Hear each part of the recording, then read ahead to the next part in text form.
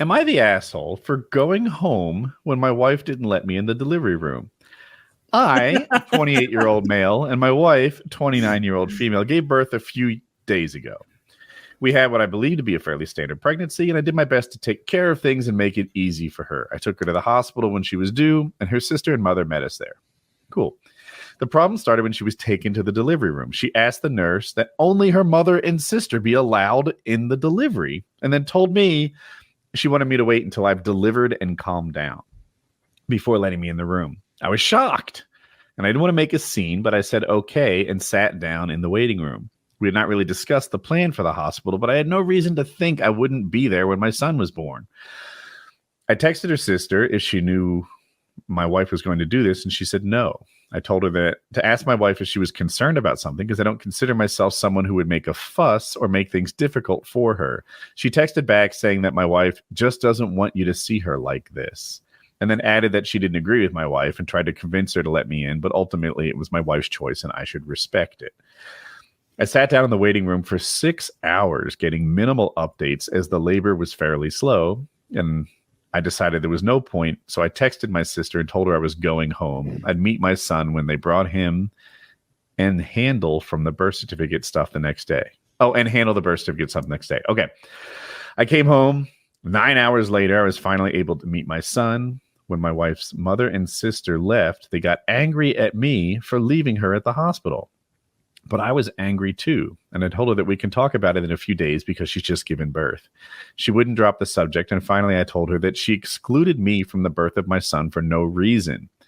I didn't see the need to hang around the hospital waiting room for hours doing nothing, and then even her own sister thinks that what she did was wrong.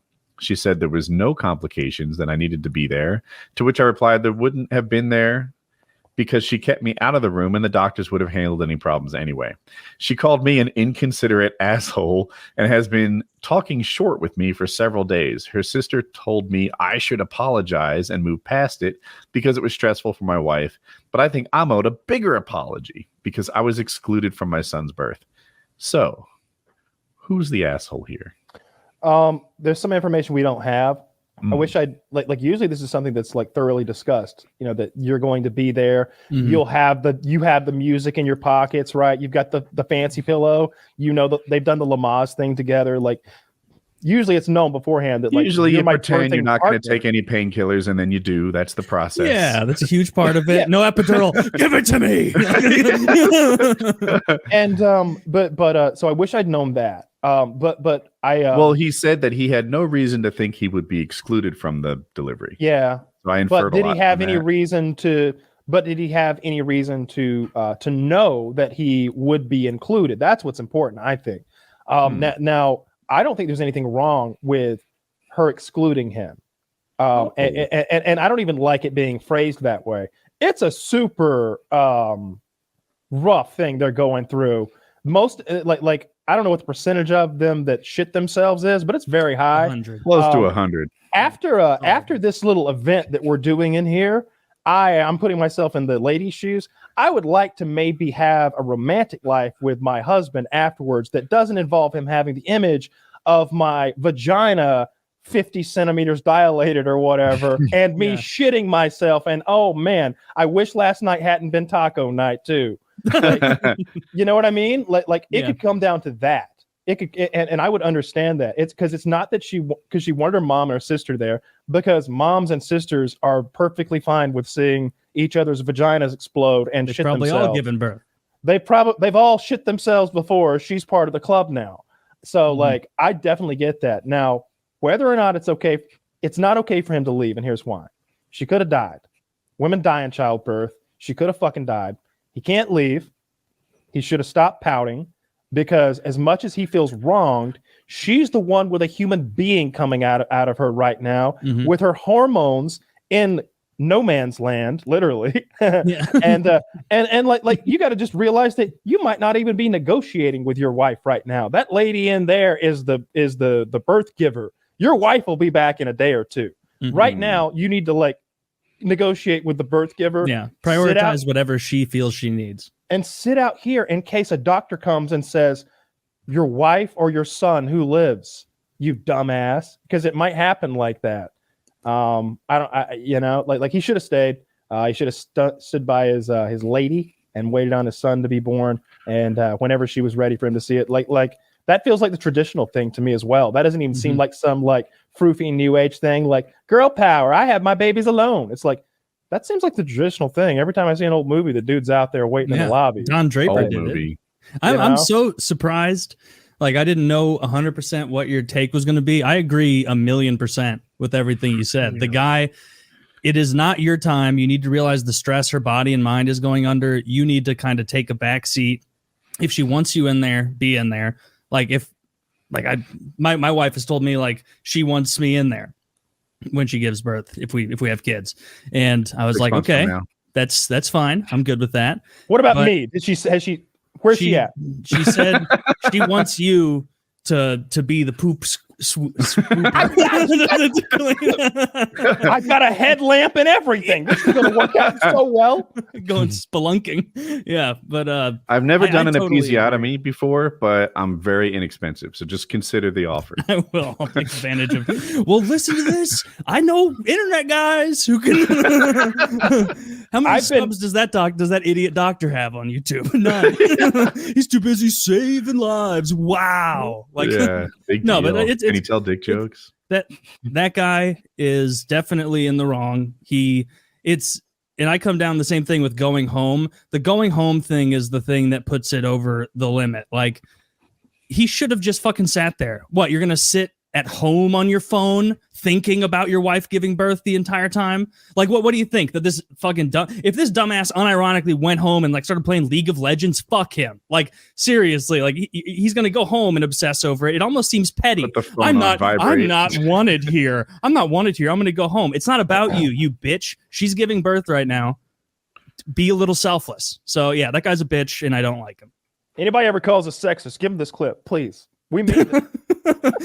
Yes, and don't pay attention to the total scales of. But yeah, I'm 100% on board, Kyle. I think you're totally right. Yeah, I wish there was an easy way to see. There's a bot that like counts up here. In my opinion, this is the cheat, so I won't stay here. Everybody sucks here is one of the choices, and that's where I land. But before you guys went, I would have said she sucks more. You kind of won me over, but I was like, she excluded him from the birth of his son. He had no reason to. She just said like, no, hubby, this is like, fuck you on the day of the birth, like their first kid. And she just went all fuck you to her husband. Like, how dare she? How dare she? Like this was a joint effort. Did she do that during the conception too? No, this is all about me. Like, fucking bitch. You can't just kick your husband out as if it's. But you guys are like, yeah, she's like, I don't know. I still feel like his right, I'll put it, to witness the birth and to be there and such overrides her modesty, because that's what it is, right? Let me help you one further. Okay. I would argue that a woman's hormones in the day of her birth might be almost akin to when someone is coming out of getting the root canal and they're a little loopy and you can and they think their tongue has fallen out of their head. They're so out of it. Oh, like the Charlie. I don't think you judge those. It's always like a kind of cute blonde girl who's about 20 years old too, who's getting a root canal done and like with a bloody mouth. That's the only person I've never seen, like a big old fat black dude, but like, oh shit, son, what's this? Like, that's never happened once. It's always just a little cute blonde girl, but like, I don't judge her for any shit she might say when she's all fucked up. And like, I just don't think you're negotiating with your wife anymore. That's why I use that phrase, the birth giver. Like this is a different person. She's been taken over by another being. And it's almost true because like the way our bodies work hormonally, and I, I'm someone who knows a little bit about hormones moving around. Like I feel like a totally different person than I did 3 or 4 years ago. I got a lot of energy all the time, and I'm real positive about things, and I don't get down. I feel great, and I've seen women like during mad swings of their hormones from birth control or just like life or whatever. Like, just be different people. Be different people to the level of like borderline. It's like a split personality thing. And there was a time when I was like maybe 23 or 24 where I'd be like, that crazy bitch.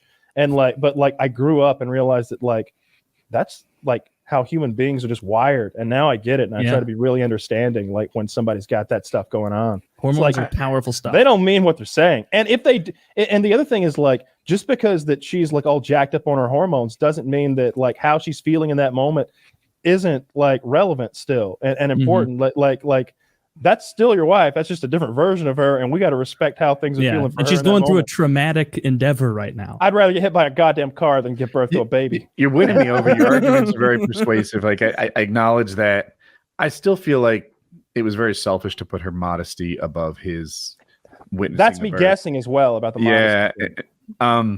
I don't think that you're necessarily guessing that much with it. Like, I know because all my female friends are like, well, most of them are having kids. Like, it's not like I know we joked about the like pooing your pants thing or your lack of pants. Like, it is embarrassing for them. Like, they don't want their husband or boyfriend to see them covered in shit. The other way, like, and so they really do have a mentality.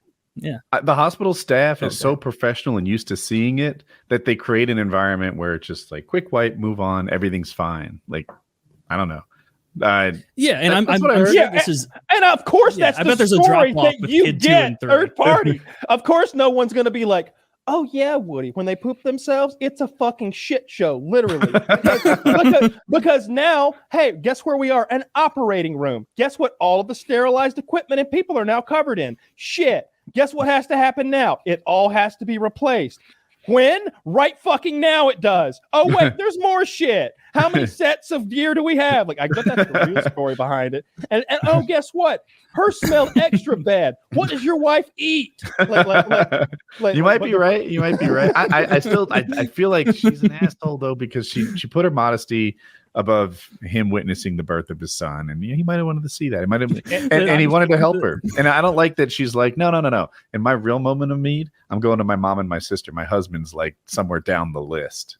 I like the idea of like that makes so much sense to go to your mom and your sister for this girl thing. I just picture every movie where like the woman's been like shot in the pussy or whatever. Like she's got some woman trouble, and like the mom or like the sister or somebody's like, this is woman shit, and like pushes the man out and closes the door, and he's just got to sit out there wringing his fist. And it's like, yeah, that's how it should be. They're operating on her vagina for some or doing something crazy with her butthole in there. You don't need to see that because after this, you might want to be attracted to her vagina and butthole, and it might be best that you didn't see it all exploded out and stuff. I mean, I'm putting myself in the shoes of the audience member. I think you won this debate because you've almost turned me, but I keep circling back to your modesty. Your modesty is why your husband was downgraded to third at best place for your support system. Your modesty is why your husband's sitting in the waiting room for 6 hours, wondering how it's going with infrequent updates. Like, you put your modesty above fucking everything having to do with him. And he's hurt. He's hurt days later. He's upset that this once in a lifetime experience to see his son born was robbed from him. This isn't nothing. And her modesty went above all of that. That's the most important thing to her. Like, chick, you're selfish.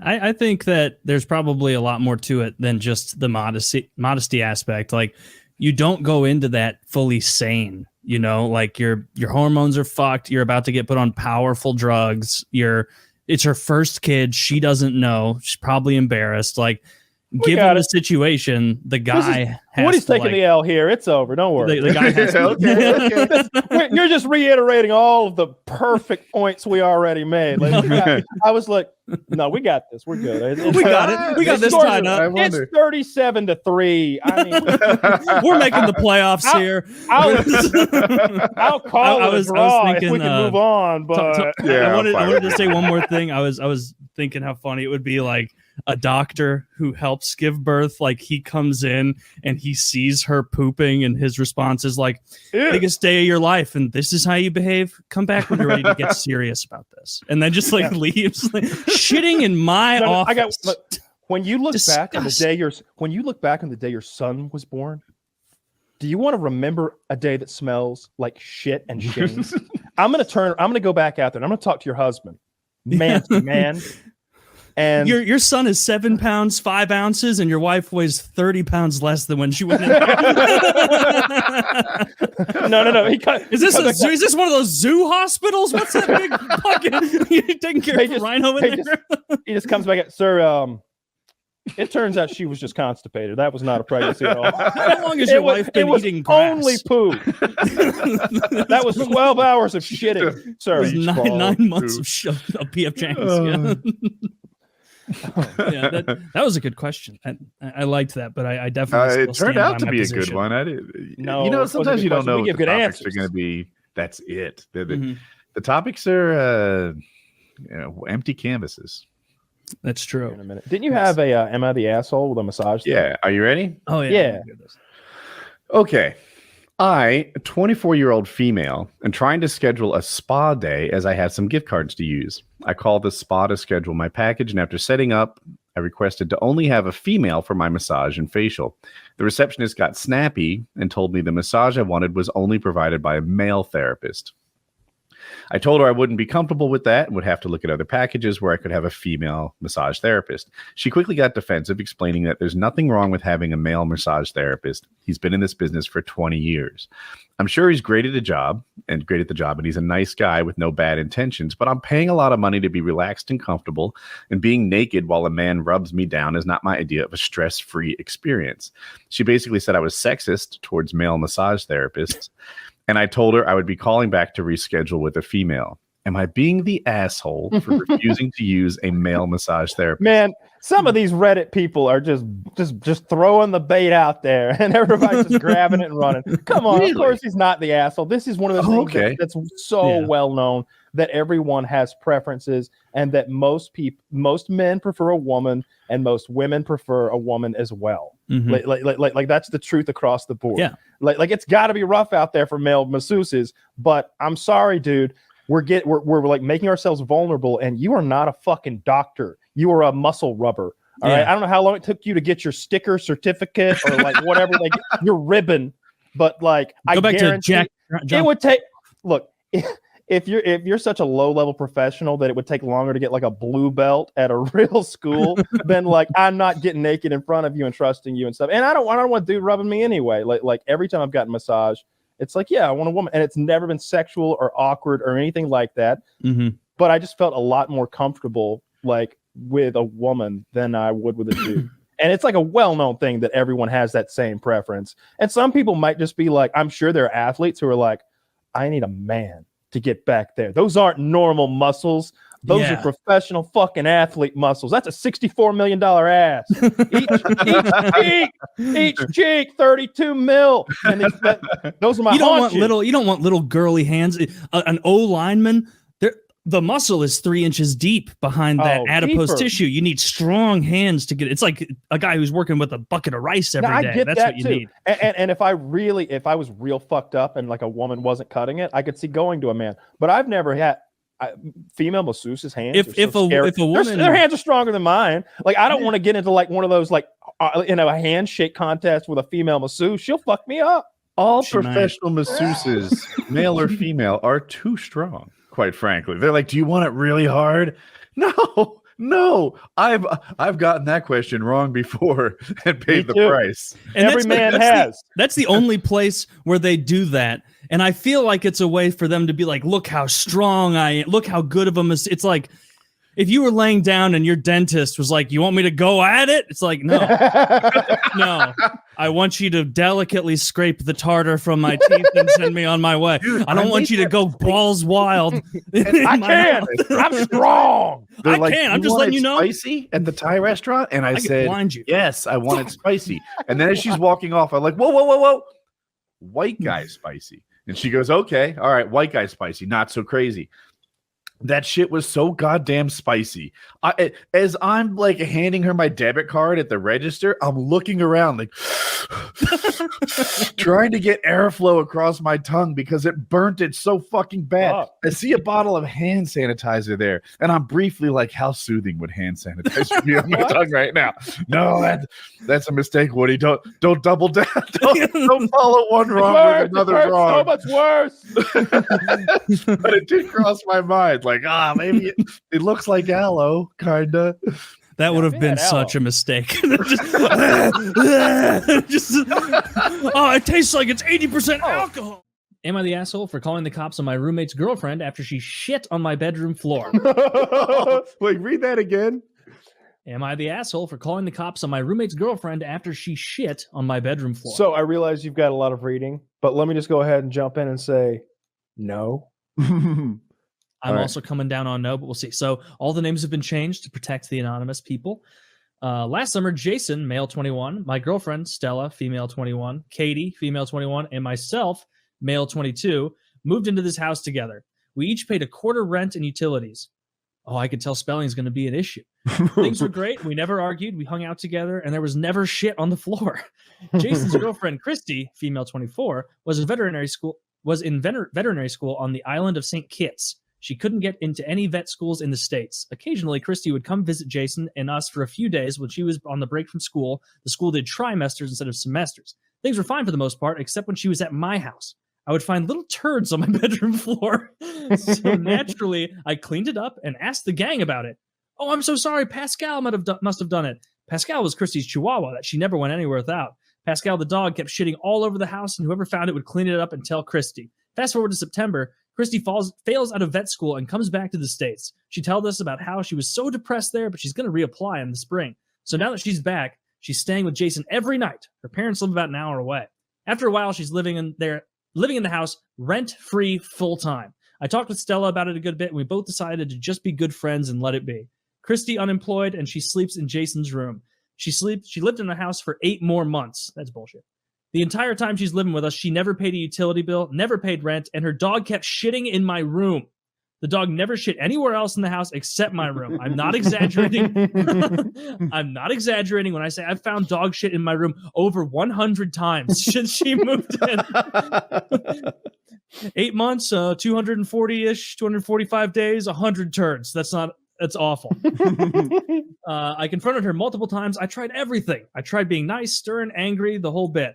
And every time she had an excuse. Her favorite one was to blame it on Stella's cat. This brings us to last month. Stella, Jason, and I have secured jobs in our respective fields in town. So the three of us decide to stay in our current house for another year and replace Katie, who is moving back home after graduation, with our friend John, male 24.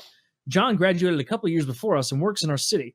Katie moved out when the classes went online due to coronavirus. John agreed. Oh my God, this is long. I didn't realize how much. John agrees to pay Katie's rent for May and move into her room early. Our lease ends May 31st. 2 weeks ago, Stella and I are watching TV in the living room while Jason, Christy, and John are playing a board game in the kitchen. Stella and I head upstairs for bed, and there it is. A big steaming hot pile of dog shit on my rug and a wet spot of piss in the carpet. I'm furious because this is the 4th day in a row that her fucking dog has shit in my room. I storm downstairs and lose it. I absolutely unload on Christy. I tell her she's a bad dog owner and that the dog needs to either stay in a kennel in Jason's room or at her parents' house. While I'm berating her, she stands up, starts yelling, and comes towards me. She starts wailing on me, pushing and hitting me. I'm a 6'1", 200-pound man, and she's maybe 5'4", 140 pounds. I am not scared of this bitch. It took everything it had in me, but I waited for this woman to stop hitting me, and I told her, "You're going to hit me in my own house? Get out right now." I walk away to my room and try to calm down. I talk it over with Stella, and I decide to call the police. I didn't want them to intervene. I just wanted it on the record that the cunt who didn't live here came at me, and I didn't hit her back. I was worried she might do something rash, and I'd get blamed. Smart move. 2 cops show up, and I explained what happened. They'd asked to talk to Jason and Christy. I go in and tell Jason the cops want to talk to him. Jason and Christy come outside. Christy is hunched behind Jason, acting small and making sad puppy eyes at the cops. As soon as the female cop sees them, she says, "Oh, so now she's acting sick. Ha, hell nah. You got 10 minutes to get your shit and get out." Cool cop. Christy and Jason go back inside. Both cops laugh and tell Stella and I that they've seen that act before and that if she comes back to give them a call. The cops wait until Christy and Jason drive away and then leave. I've talked to some friends about it, and no one is quite sure if I'm the asshole. Some of them think calling the cops was too far, but I'm not going to let some cunt hit me in my own house. And besides, if you let your dog shit in my house 100 plus times, then it's just as bad as you shitting in there yourself. Stella and I decided to move out to our own place after the incident. I do feel bad for John because he's only just been moved in for a week when all of this went down. Am I the asshole? No, of course he's not the asshole. And calling the police is the absolute perfect thing to do in that scenario, because there's a weird imbalance with the way it's treated when a man hits a woman with how versus how it's treated when a woman hits a man. And if she lies and says that, you did something, then oftentimes the woman's word is just taken 100%. You should always believe a woman, right? So it's like an actual policy in some places, like it absolutely is. The more vulnerable party, whatever. Like it's just a law. Yes. Like they take the side of the woman regardless. Anytime someone assaults you, like no matter what the situation is, you call the police and you get it on record. You did the exact you could have done this more perfectly. I wouldn't have put up with shit in my room for that long a period of time. Frankly, I'm a little curious why you didn't close your door. Yeah, maybe he doesn't have a door. That was my thing too. But 100 times, that happens 3 times, and that dog is out of there. And yeah, it sounds like she's an unstable, low IQ individual. She's flunked out of like some Islanders veterinarian school. Like she sounds like So I'm so glad you're all here to learn about the animals. Yeah. We only have the 2, the parrot and just the parrot. Well, it's 2 parrots though. Yeah. Yeah. So you're not an asshole at all. You're 100% correct. Nailed it. And anybody who thinks differently is a real white knight piece of shit. All right. Any man who thinks you did the wrong thing is a piece of shit. Like fake white knight, no pussy getting half man. All right. And any woman who thinks different, you don't want to associate with. I don't know why you want to know a woman you're not fucking anyway, for the most part. But I don't know why you want to know a woman you're not fucking. Yeah. So yeah, anybody who honestly like that's the sort of opinion that if somebody in my life has, I just cut them out of my fucking life. They're really just life support systems for cunts, right, Kyle? Oh Jesus, I don't know why you That said, you don't know why you want to know a woman. You're not Kyle fucking... going, oh geez, I don't know why you said that. I made Kyle I'm paraphrasing you, but carry on. just the language. Just the language. I've been watching a lot of Australian streamers. Got a real foul mouth over there. Real potty mouth. Cunt doesn't say nearly. This is the guy who used to say shucks. Now it's faggot this and cunt that. Well, shucks, she was being kind of a cunt. That's about right. Yeah. Yeah, I think the guy did. Oh, do you want to keep going? Yeah, just in closing, you handled that perfectly. You're my hero. You did exactly what I would have done. Only you may have waited around too long. I'm curious about the door situation, but it's very disrespectful to allow your dog to be pooping in somebody. I can't imagine doing that. Like I'm putting myself in her shoes. Like I'm living with my girlfriend because I have flunked out of weird fucking Islander veterinarian school. It's already hard to fit in those shoes, but now I've brought my goddamn animal into their house and I'm not paying any bills and my animal has shit. I'm just imagining like the first time my animal shits in someone else's house. I'm so embarrassed and I'm so sorry that I'm never going to let that happen again. Like the dog will either be in my hands or in a fucking kennel. I can't imagine how disrespectful and ignorant and a piece of shit this girl actually is. Yeah, after a friend of mine brought their dog over within like the last 6 months or so, and their dog peed in my living room. Just pee, didn't shit. So not the end of the world. Carpet or hardwood? Yeah, carpet. Fuck. Which was it was more annoying, but I have a steam cleaner and I also have like a bunch of this enzyme spray stuff that seems to get rid of the I mean, after like the regular steam cleaning, my human nose can't pick it up, but I know dogs' noses can, so I don't want my dog sniffing around where it's in there forever. Pissed. Yeah, it's in there for a long. You have to get like it professionally cleaned to get it 100%. Even then. Well, they haven't pissed. My dogs don't piss, so they must not be able to smell it. But the person whose dog it was so like red-faced, over-the-top embarrassed, like with an appropriate response of like, she never does this. I am so humiliated. I'm never bringing this dog back again. It was like, and I felt bad almost. I'm like, no, it's okay. My dogs have peed in here too. It's going to be all right. It's fine. I understand you're embarrassed. I'd be humiliated too if my dog's pissed all over your house. So yeah, that's. And then she killed the dog right in front of you, which. No, I killed the dog. I said, yeah, we're going to make sure it never happens again. And sure, you might think a microwave kills the dog quickly, but whew, after 5 minutes, we just had to add a couple more. It was It took The forever. fastest way to kill a dog with a microwave is to just cave its head in with it. Yeah, just So smash I it think with the he actual didn't handle microwave. it right. Here's my take on it. Oh. It's like by letting the dog poop in his room over 100 times, he practically established that as a norm that's okay.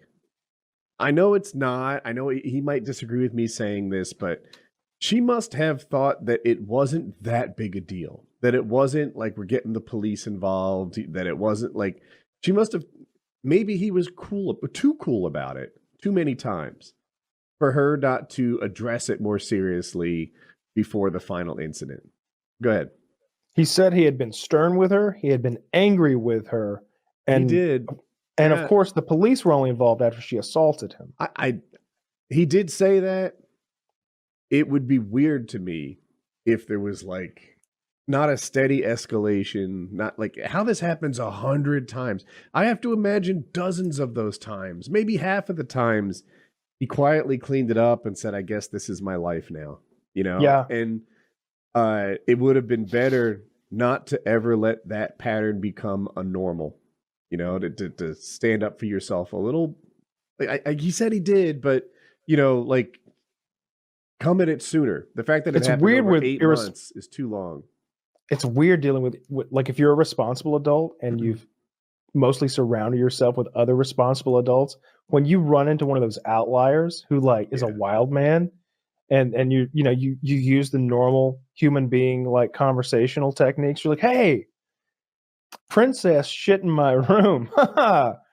You immediately expect them to have the same reaction Taylor just described. Oh God, no! I'm so sorry. And embarrassed. Where's the spick and span and the cleaning equipment? Do you have any gloves? You know, I'm gonna scrub the floor. This will never happen again. Princess, come here. Whack, smap. You know, you expect somebody to like. So when she didn't, when she was just like, yeah, she did have a big breakfast. It's just like, Did she just reply that the dog had a big breakfast? So the math works out. So that happened about every other day, right? 3 weeks into this, there's a look, we're not living together anymore. We might be kicking you out. I might get out of this lease. I don't know. But you're not on the lease, and this is not my new life. Like, maybe not even 3 weeks, maybe 2, maybe 1. It's like this. Dude, I'm telling you, the third time that dog shits in my fucking room, it's meltdown. So this went over 100 times. And I think that he was too nice. During the escalation. I don't really have a temper about like most things at all, but like that's so disrespectful, and just so like you can't get your head wrapped around like their side of that. Like if somebody backs into my car, I'm literally not mad at all. I'm just not. I'm just like, ah, man. I've been there. All right. Well, let's swap insurance, and we should probably get a police report on record.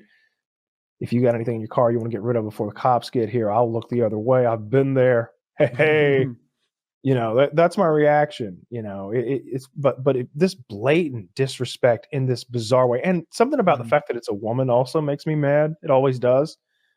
Because she was hiding all that authority behind her boyfriend who actually lived there, and so she thought she was untouchable.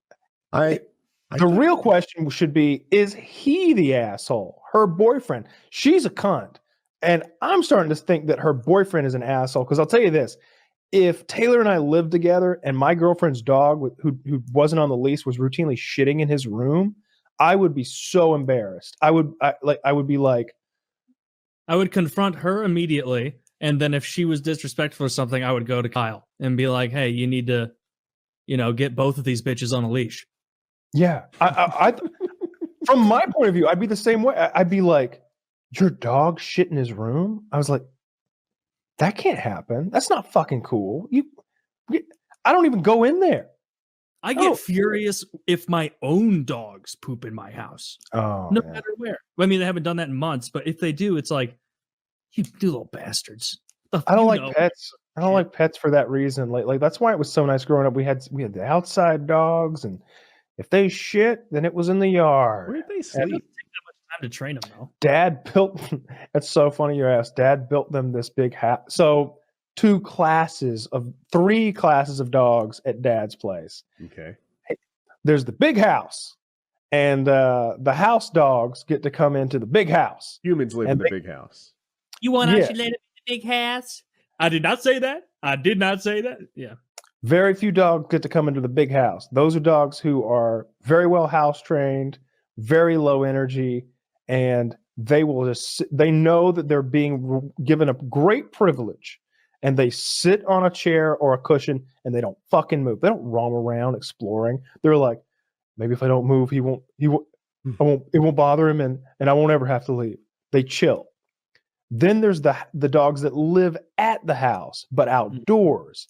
Now those dogs, especially in the winter, can get a little chilly. So he built them this dog house out of wood that's in the carport. Well, also in the carport is the exit from the dryer, like where the dryer exhaust goes, all that hot air. So he pumps that into the dog house. So they've got a heater in the wintertime. Sometimes. That's nice. Well, sometimes. Occasional heat. Yeah. I think he'll actually just run the dryer So for they him. know Okay. what they're missing. Right. No, for several, it stays hot in there. It'd be like 3 degrees outside, and it'll be like 85 degrees in their little kennel, and they're all in there happy as fuck because it's pumping all that hot air in there. Well, And then all there's the like the farm dogs. were bigger, right? Like he didn't have like little dogs, or did he?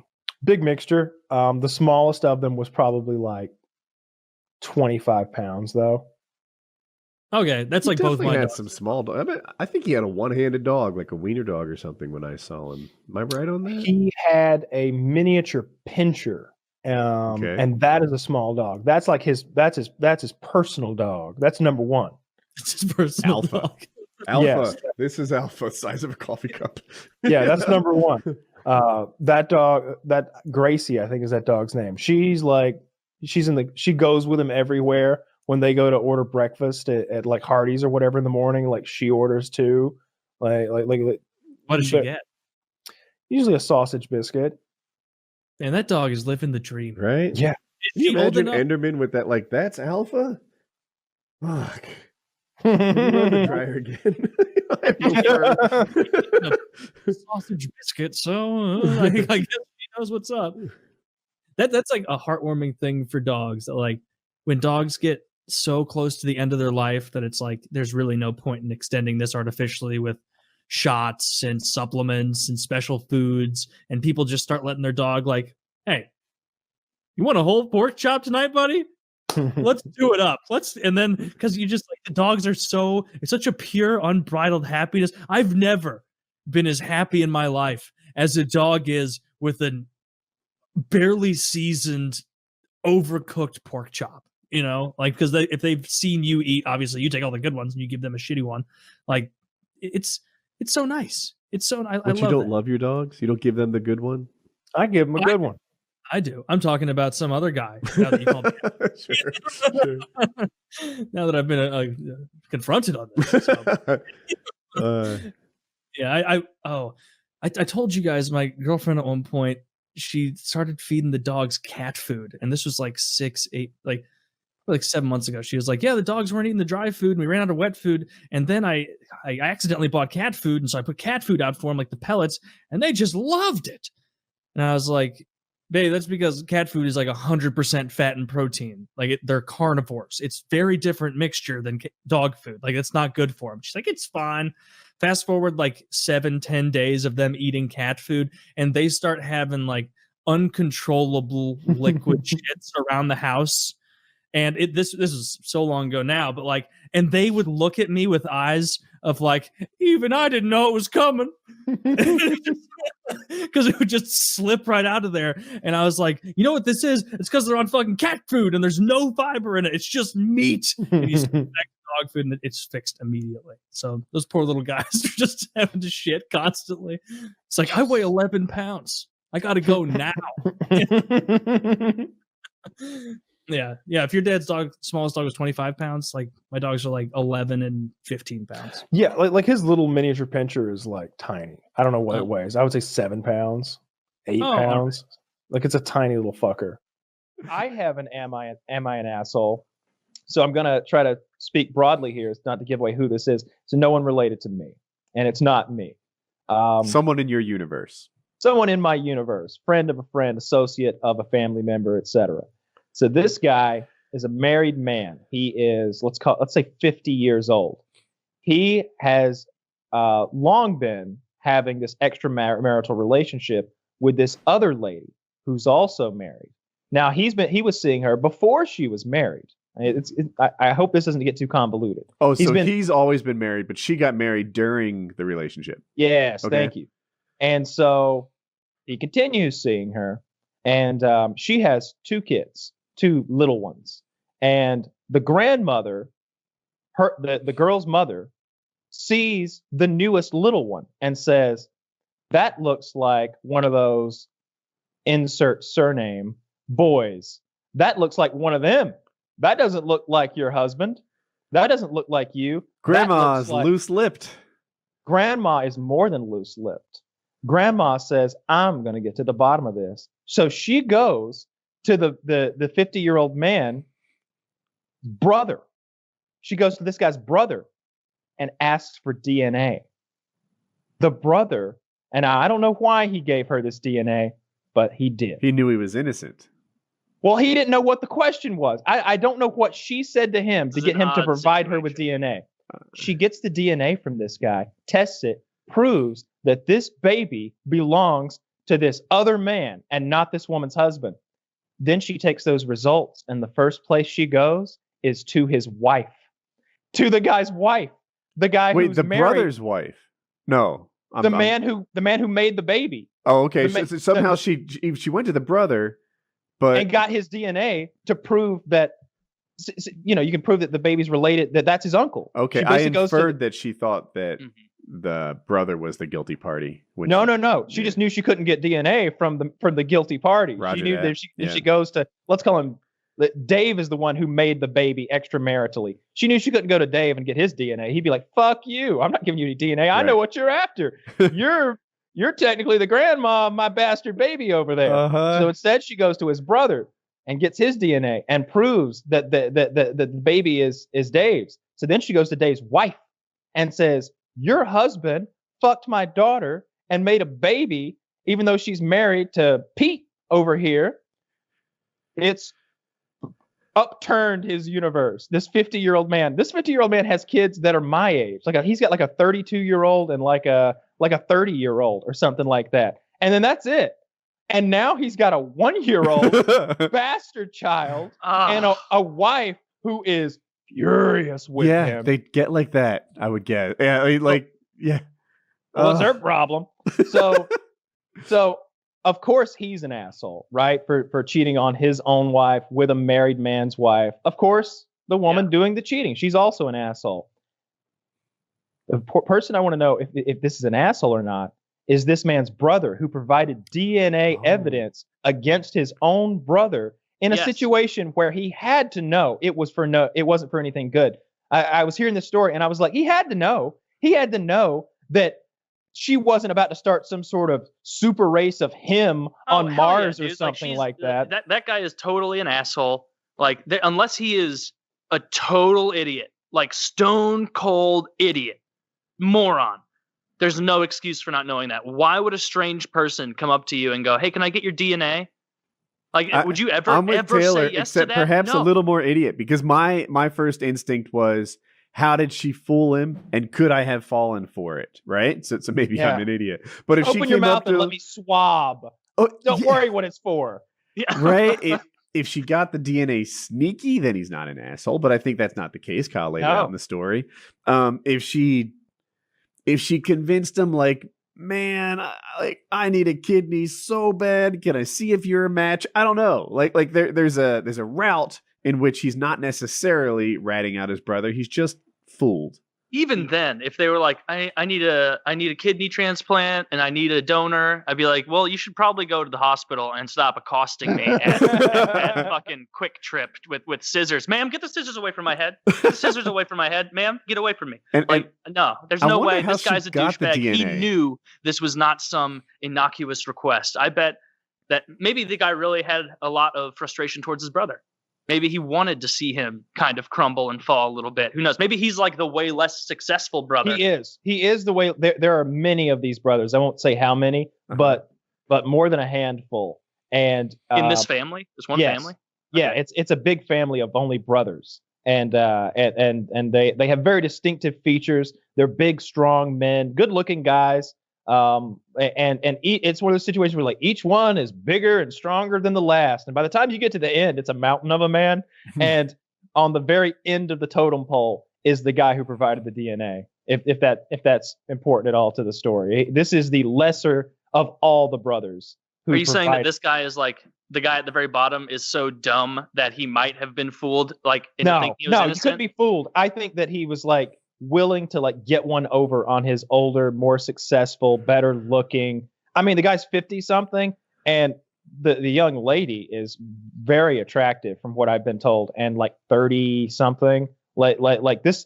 Hey, and there's also, you hear rumors about people, and and you never know. But the rumor is so pervasive that his dick is enormous. Like, I've always heard it. And it hasn't been just like one person joked about it once. Like, yeah, he's got a big one. Like, no, everybody talks about how enormous this man's penis is. There was a guy in my high school like that. When you live in a small town, not allowed to talk about it. I want to give out his name because it seems like a compliment. People, if you're somehow from my high school, you'll know who I'm talking about. Probably you already do, because he's the guy rumored with the ginormous penis. But he was a year younger than me, Italian dude, and like 6'7" on the basketball team. And you just hear like, this guy's got a huge dick. I heard it's huge. And everyone in high school is like, mine's pretty big, but no one's talking about mine, right? Like this, like other dudes aren't like, I heard it's like a baby's arm. And it's, yeah, I still wonder about it a little bit. Now that hit him up on Facebook. I'm sure he'll show you. I don't see the way like you really idea. tell who has the bigger dick in showers is that you swing your penis at each other's, and then it wraps around like a tetherball cord, and whoever gets further towards the body, whoever touches the other person's torso first wins. We all played, penis spiral in high school, didn't we? Well, yeah. Like the Indiana Jones whip. Waka! And it wraps around everything. You've got exactly. I assume his is bigger because I don't think mine's big enough to play that game. Yeah. One of those clapping noises that only comes from old men in church, where they're like boom, boom, boom. Do you know exactly what I'm talking about, Kyle? Yeah. Where there's always an old man who loves the Lord so much that he's got a sonic boom half a foot away from your head. I don't know what the Lord is granting to those old man palms, but it's impressive. Sounds like a plane taking off. So, well, yeah, I think he's an asshole. Yeah, I think he's probably an asshole. I especially when you lay out the possible motive, right? Now that my head's gone down that road, and I think that maybe he was just like, you know what? Fuck my better looking, more successful brothers. I mean, put yourself in these shoes. Now, obviously, you'd never cheat on your wife, but let's just say, I don't know what situation that like your DNA would be relevant to some sort of civil suit, but like. How about this? How about this one? This is something that could happen. Let's say you beat a waiter up real good one night. Yeah. You leave a little blood at the scene. Happens from time to time. Yeah, on purpose this time. You pummel him, right? He brought you chocolate milk. It was 2% milk. You wanted full, and you pummel him. You leave a little blood at the scene, and this man brings a civil suit against you, and your brother provides that guy with DNA. You probably wouldn't care for that too much. Yes, he should be on my side. That waiter, we already laid out motive. It seemed reasonable. Well, come on, Matt. He gave me a discount at any TGI Fridays in the country.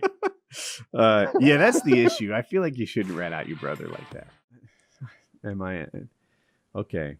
Oh. So I was at Home Depot today. Oh, is this you person? Did you kill a migrant? Like, what's this wind up here? What'd you do?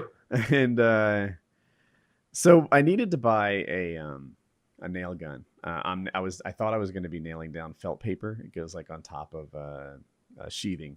So if you don't know, you have a roof, right? You've probably all seen roof. The things that go across and like are rafters, and then there's plywood that goes on top of those rafters, and they're nailed in. That's called sheathing. And then goes tar paper, and then goes shingles. Well, that tar paper is held in place. And one of the things that people use to hold it in place is a roofing nail gun. And they're just like regular nails, except the head on it is big, round, and fat. And that's so that it doesn't like go too deep or break it, or like you don't over puncture with the roofing nail gun. Really, it kind of lays and holds it, and you can use it to hold tar paper. Anyway, I need to buy one. I don't have one now. I've never installed the roof before. Did you get gay? No, I'm wondering why you don't get a fucking hammer. I have a hammer, but the thing is, we're doing about 3,000 square feet of roof now, and about 2,500 square feet of roof on the next shop, and the thing's like $200. Now, having used the framing thing, like I probably drove 700 nails today. Like we're busy, like and it's like, I'll get in a spot and I drive 70 nails like in a little session. Like I'll measure it out and drive 70 nails. Yeah. It's a big job, and we don't have like Habitat for Humanity, like hordes of people all doing it together.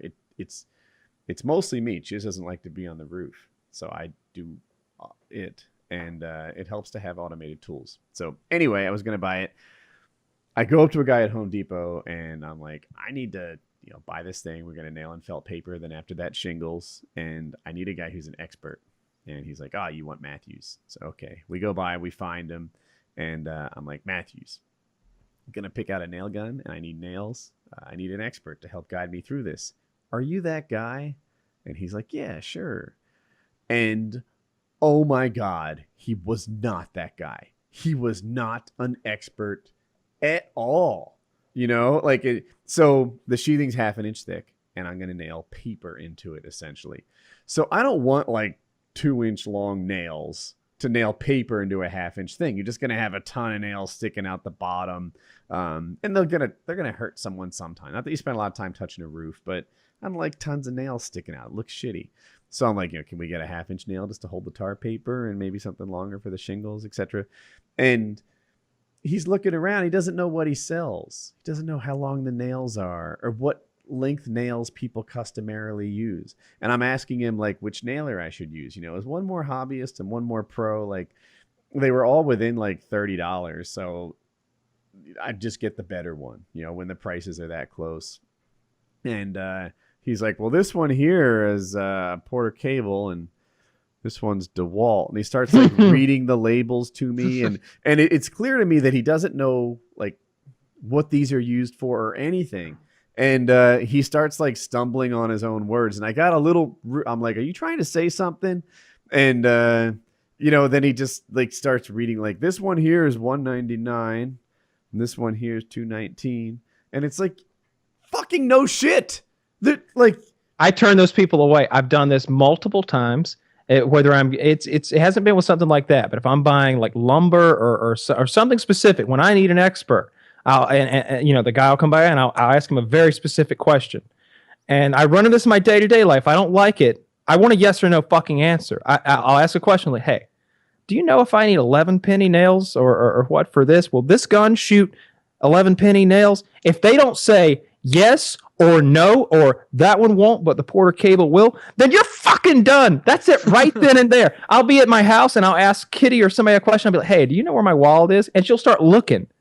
Don't fucking start looking. I wanted to know if you knew. So if they don't have that information up here ready to roll, I'll always say, no, thank you. I thought you knew, and I'll just walk away.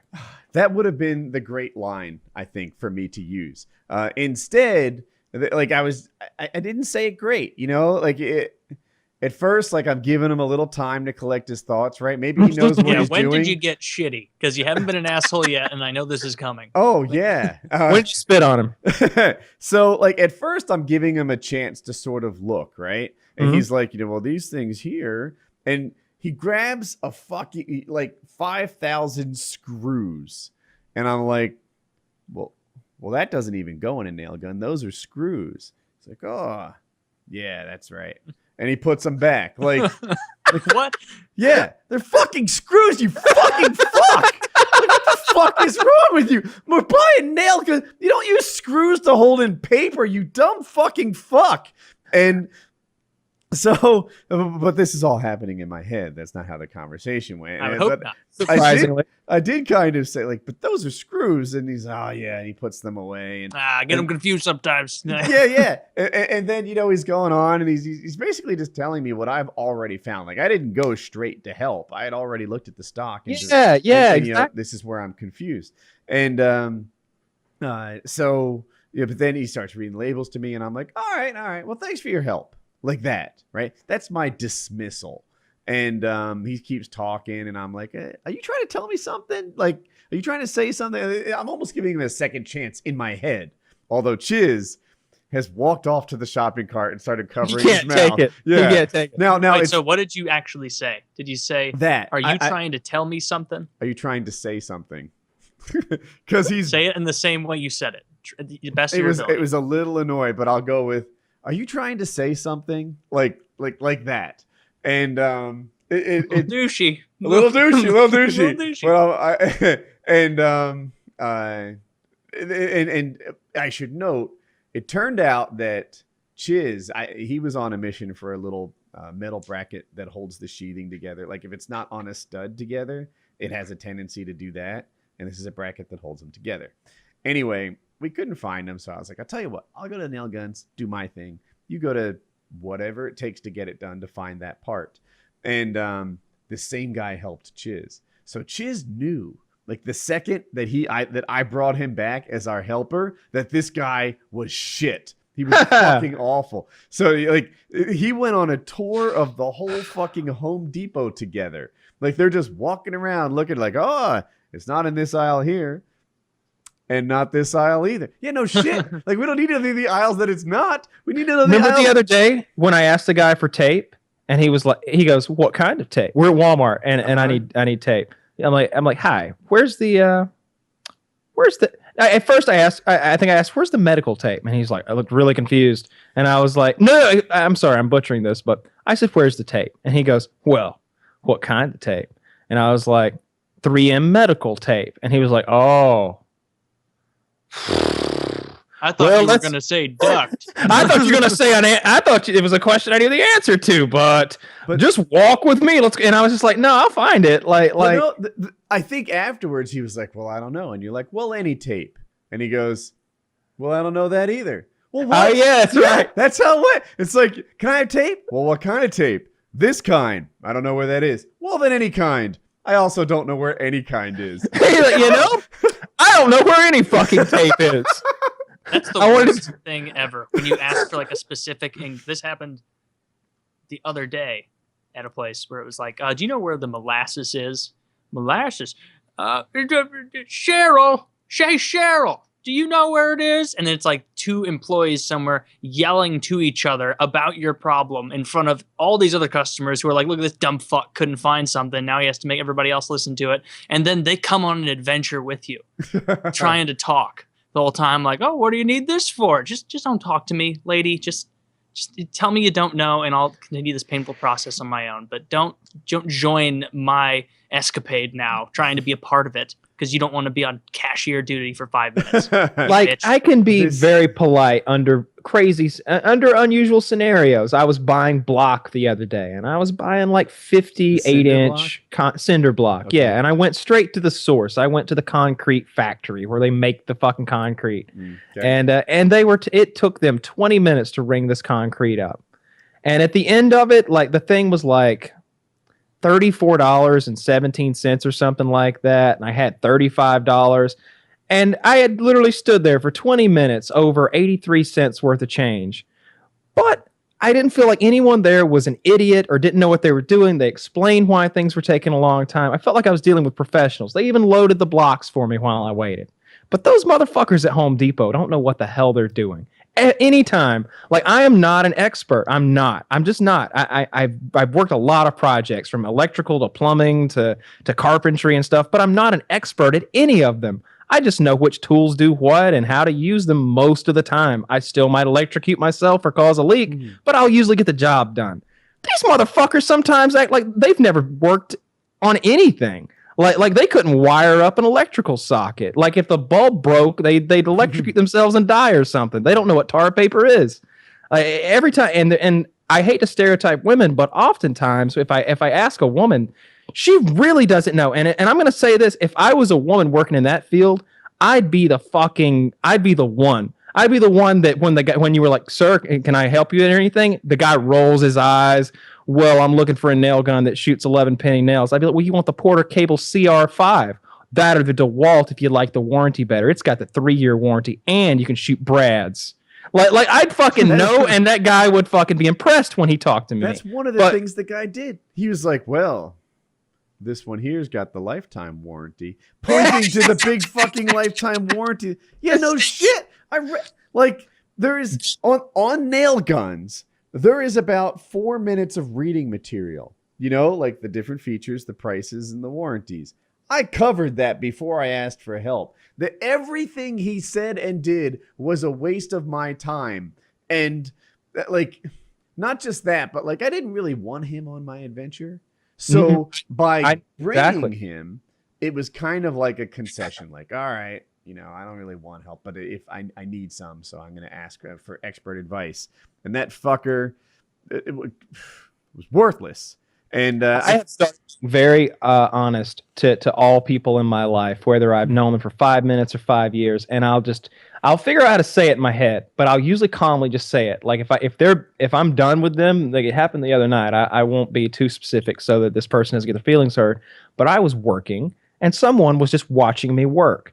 And I was working frantically. I was on there were time constraints. I was working with stuff I'm not all that familiar with. This person was just watching me like, oh, you're doing this? Yeah, I'm doing that. You gonna do it like this? Yeah, I'm gonna do it like that. I'd appreciate it if you left me alone now so I can get back to my work. And that was it. They were gone. And I'm gonna do that from now on in all situations. I hate this scenario you're describing with these people. I get kind of right. I get uncomfortable in my own skin when I've got this person with me who like, I feel like I'm just dragging them along for this thing. And I know they're going to ask questions and I got to answer their questions. It's like, you're supposed to be helping me, but clearly you're too incompetent to do so. Like, you're not even as good as a quick Google search. Like, you just need to be gone. Like all you are is a pair of hands and another person in the crowd who knows how to fucking read, asshole. Like that's why a robot will replace you. It's worthless to have those people. Occasionally, of course. When this happened? Oh yeah. Yeah. Oh, yeah. Yeah. I was just like, I'm fucking working here. You can just make yourself scarce now. I'm gonna get back to it. I can be pretty rude if I'm. Most of the time, I'm really happy-go-lucky.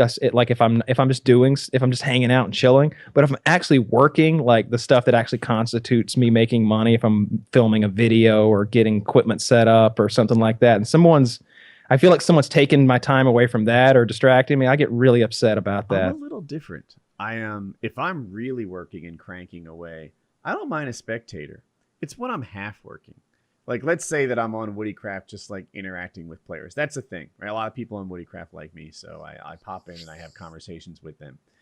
And while I'm doing that, maybe I slide over to Reddit or Yahoo or something and come back or whatever, and I'm just sort of slack working. If Jackie's there watching that, it's like, I don't know. I feel guilty. Yeah, it makes you anxious. Like you have to feel like you need to pretend to be all in on what you're doing. Yeah. So then they can witness you doing it for real.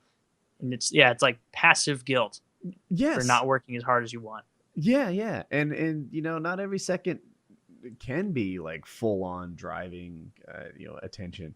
And I maybe I'm just an asshole. I just really don't have any patience for people who don't like. I just really don't have any patience. So there's a few topics that I feel like I'm pretty well versed on. One of them's guns. Mm-hmm.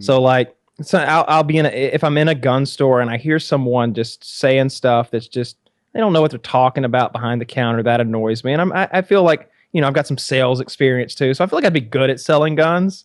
I feel that's kind of what I do anyway, to some extent. So like I'll hear like this gun salesman behind the counter who doesn't know what he's talking about and isn't effectively selling the gun. He's talking about some gun he doesn't even own and selling that to the customers. Now the customer's like, oh, gee whiz, I'm gonna go look for that. Like, he just doesn't know what he's fucking doing. And that always annoys me. I don't like people who are bad at their jobs in sales in the service industry. That's what it is. That's what really gets at me. I think I just figured it out. I don't like when people in the service industry don't treat their own job like a professional job. they treat it like a bullshit job that they expect to move on from in a year or two instead of a profession. I think that's what bothers me. I will say a thing about guns, and maybe it's true with a lot of it, but I feel like there's a lot to know. You know, like if someone shows me a picture of a gun online, I'll be like, it's an AR-15 or an M4. I don't know. They look so similar to me. But there are other people who will instantly identify the scope, the stock, they know the difference between an AR-15 and an M4 and which one's a variant of what, and the which mag. There just seems like there's a lot of stuff doesn't things. matter though. Like a lot of that stuff doesn't matter in this particular case. All right, so the guy he was interested in buying a suppressor for a handgun, neither of which he owned. And he was just he clearly had the money. He mentioned some of the other things he owned, and he could afford to do this. And like what the salesman should have been saying is like, first of all, well, have you ever shot a suppressor? And the guy hadn't. He's like, well, you've probably seen them in movies, right? They're really freaking quiet. Well, if you want to achieve that, you need to shoot a gun that's using subsonic ammunition. There's two ways of going about that. Some calibers are just by their nature subsonic, slower than the speed of sound, so you don't get the crack, the sonic boom. That adds to the loudness of the weapon. These are things like the 45 ACP and the 300 blackout. You can also get 22 long rifle that's subsonic. These are kind of the three main calibers that I would go to if I were going with a suppressor. With a 45 ACP, every bullet's subsonic. You take this gun, slap this suppressor on it, and you're movie quiet. It doesn't even sound like a gun anymore. It's like a paintball gun or even quieter. Or a 22, endless ammo, it's cheap to shoot, and movie quiet. Or this 300 blackout. You can kill a deer with it, and it's quiet. If your only goal is to not wear ear protection, then this works on almost any gun. You could do a 223 or whatever. Yeah, but the guy just wasn't doing a good job of selling and explaining any of that. I don't know. I don't like it when people aren't good at their job, especially when their job is selling stuff or providing service at one of those stores. This happened to me. Do you have Aldi there? Yeah. They also deliver from all. Yeah, it's the same exact shit as Trader Joe's. It's just like way cheaper. More European stuff as well. There's some European stuff in there. A little small. Our Aldi is a little small, and I'm annoyed that you pay $25 to get a shopping cart there. It's like, God damn it, you're squeezing me from every pay angle. or temporarily pay? Yeah, you just put it in there and then you plug it back in and you get the quarter out. That's right. That's the thing. It's to keep people from being like shopping cart goblins who leave it in the middle of the parking lot like a fucking asshole. And it's so they don't have to pay a shopping cart guy. Yeah, true. And they don't just like pay a bagger person. It's like you bag your own shit. They don't give you bags. You have to bring your own stuff. I don't play that shit, so I just had a bunch of slugs made. So I'm just fucking leave the cart tipped over on its side in the parking lot. Leave the slug in the machine. Like a real spot. Like a real piece of shit. It's funny you say that. In a handicap spot. There's like a meme about like the shopping cart test. And it's like, it was some like 4chan post of someone being like, the shopping cart is the ultimate test of whether or not you're a good member of society. Think about it. You have nothing to gain by returning it. You will not be punished by not returning it. The only thing to keep you returning that cart is because you like to have a bit of order at the place. And so, you're the kind of person who returns the cart knowing that you won't be punished if you don't, you won't be rewarded if you do. You're someone who, you'll function in a society pretty good. You're a Kyle over here where you just say, fuck the quarter, and you just fire it into someone's tailgate, across the way. He can't, he doesn't belong in society, basically. That's right. Yeah, he's a nefarious. I return the shopping carts to a point. Like, you got to return shopping carts. That's so rude. Sometimes they're just out of place. They don't have a like corral anywhere near you, and like it's either it's just way too far to walk. Like, I'm with Kyle. I think of myself as a good member of society, and I return shopping carts most of the time. But sometimes I'm like I don't know. Like if you have a good spot at Home Depot, you can either walk all the way back to Home Depot with your cart, or you senselessly walk just as far away from Home Depot to get the corral. You know how Disney World did that study where they're like, people on average will walk 27 feet before they throw their trash away. So they make sure that every can is 25 feet apart. Yeah. So you always, bump into one. If the shopping corral, I guess I'll call it, is too far away, then this is partly your design decision. And I will put the shopping cart in a spot that seems out of the way, but not all the way back. So Yeah. disappointed in you guys. I'm a I'll job do- creator, huh? I'm a job creator over here. No, you're saying you're putting it somewhere out of the way. I guarantee you're taking those front two wheels and you're just putting it on an island in the middle of That the sounds out of the way to me. That's what you're doing. Hey, that's something though, right? Like I've seen people just sort of like sit it there like the last Jenga block in a fucking tower, ready to roll. Like as soon as they're driving away, it's starting that chasing downhill 'em. fucking roll right into somebody's Mercedes. Well, I guess it's not as bad as that, but still, What if I just flip it on its side so it can't cause any problem? that's Taylor, are you So telling shitty. us you always So return it? Or just take a step back and like drop kick it over on its side. It's like No, as the guys coming to collect cigarette it, and hop in my car. as the guys coming to collect it, you just look at them and just No, push it up. I return it as long as it's even within the realm of being convenient. Like if it's like if I can see the corral from where I'm standing, I'm going to put it in that corral. But I'm not walking all the way across the parking lot, and I'm not walking all the way back in the store usually. Taylor, do you always return the cart? You are over there high and mighty on top of your marble throne, looking down at us as if you've never left a shopping cart anywhere but in the corral. I don't think I've not returned a shopping cart in 15 years. That's damn. I think every single time, as an adult, I've used a cart, I've returned it. Taylor's out there collecting other people's carts and returning them. At this point, he's a fucking cart. I've done Well, the that. real thing is I'm just trying to make money. Collecting the fucking carts and returning them at the front for the fucking cash. Can't afford to feed my kiddies. When you think about gathering a cart on the way, I might be a net neutral. Same. Okay, I'll give you guys net neutral. And when I do put them in the corral, I don't just like throw it in there. Like I'll compress them all together. Mm-hmm. Yeah. Even if I remembered a time where I didn't return the cart, I'm in so deep I could never admit it. If I'm in a rainstorm, though, that shit ain't getting put anywhere. If it's fucking pouring rain, or like if it's cold as fuck, like legitimately like sleeting or something. Oh, that Georgia cold. I mean, 20, We all know sometimes it gets to 47 there. it's not like Snowpiercer. I'm not gonna like die on the way to, but I'm also not gonna get soaking wet. I'm gonna fucking do whatever's convenient to me. Speaking of have people Snowpiercer, do that job, by the way. That's the thing we're overlooking, as if there isn't a guy whose job it is just to do that. If there were too many Taylors, thered be no job. That's right. Well, there would. You give me a lot to think about. After a while, they have to start paying him. Yeah. So you've been out there for an hour and a half collecting carts. Would you like to talk to HR?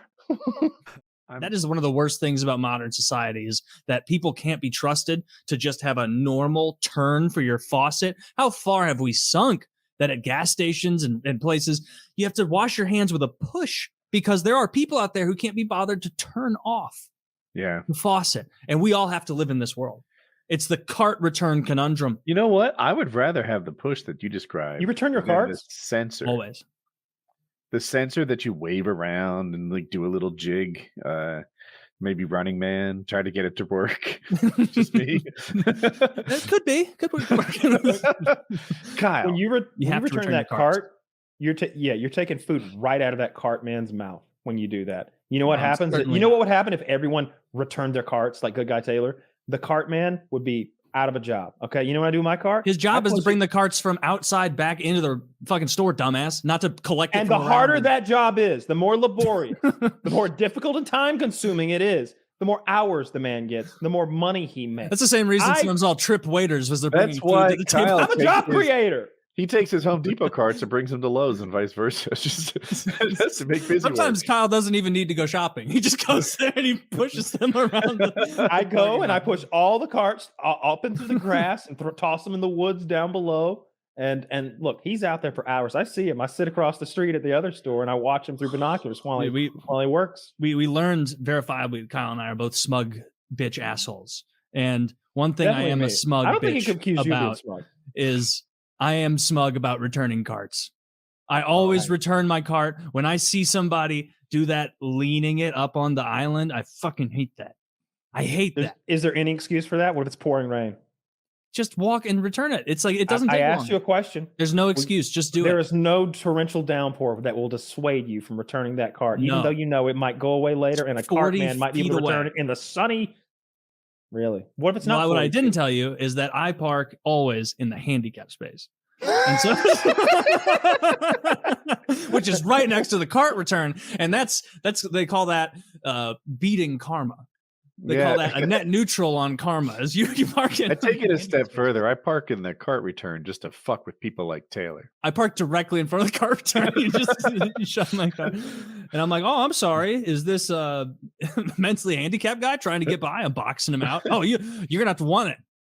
You gotta want these carts. I'm a job creator. Show me." I return them, but I'll admit there have been times when, like, it was raining and I propped that shit up somewhere. I was just like, I'm not getting soaked over whatever. Like, I ran out of there. I've definitely left it before, but it's not a return 'em. practice.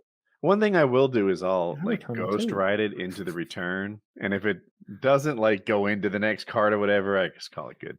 Oh yeah. Oh, that's fine. I'll As be long honest. as I you try have to it hit it from within as the far away confines. as possible. Mhm. Do you ever like sometimes there's like 5 of them that aren't quite lined up in there already? You ever try and you just throw it in there so yeah. hard you're like, I'm gonna try and re-rack Get as 'em many all. as I can Yeah. into there. But then that gate pops out at the end, and you just shove 15 shopping carts down a hill. you got to run for it now. They're fucking taking my carts, Rick.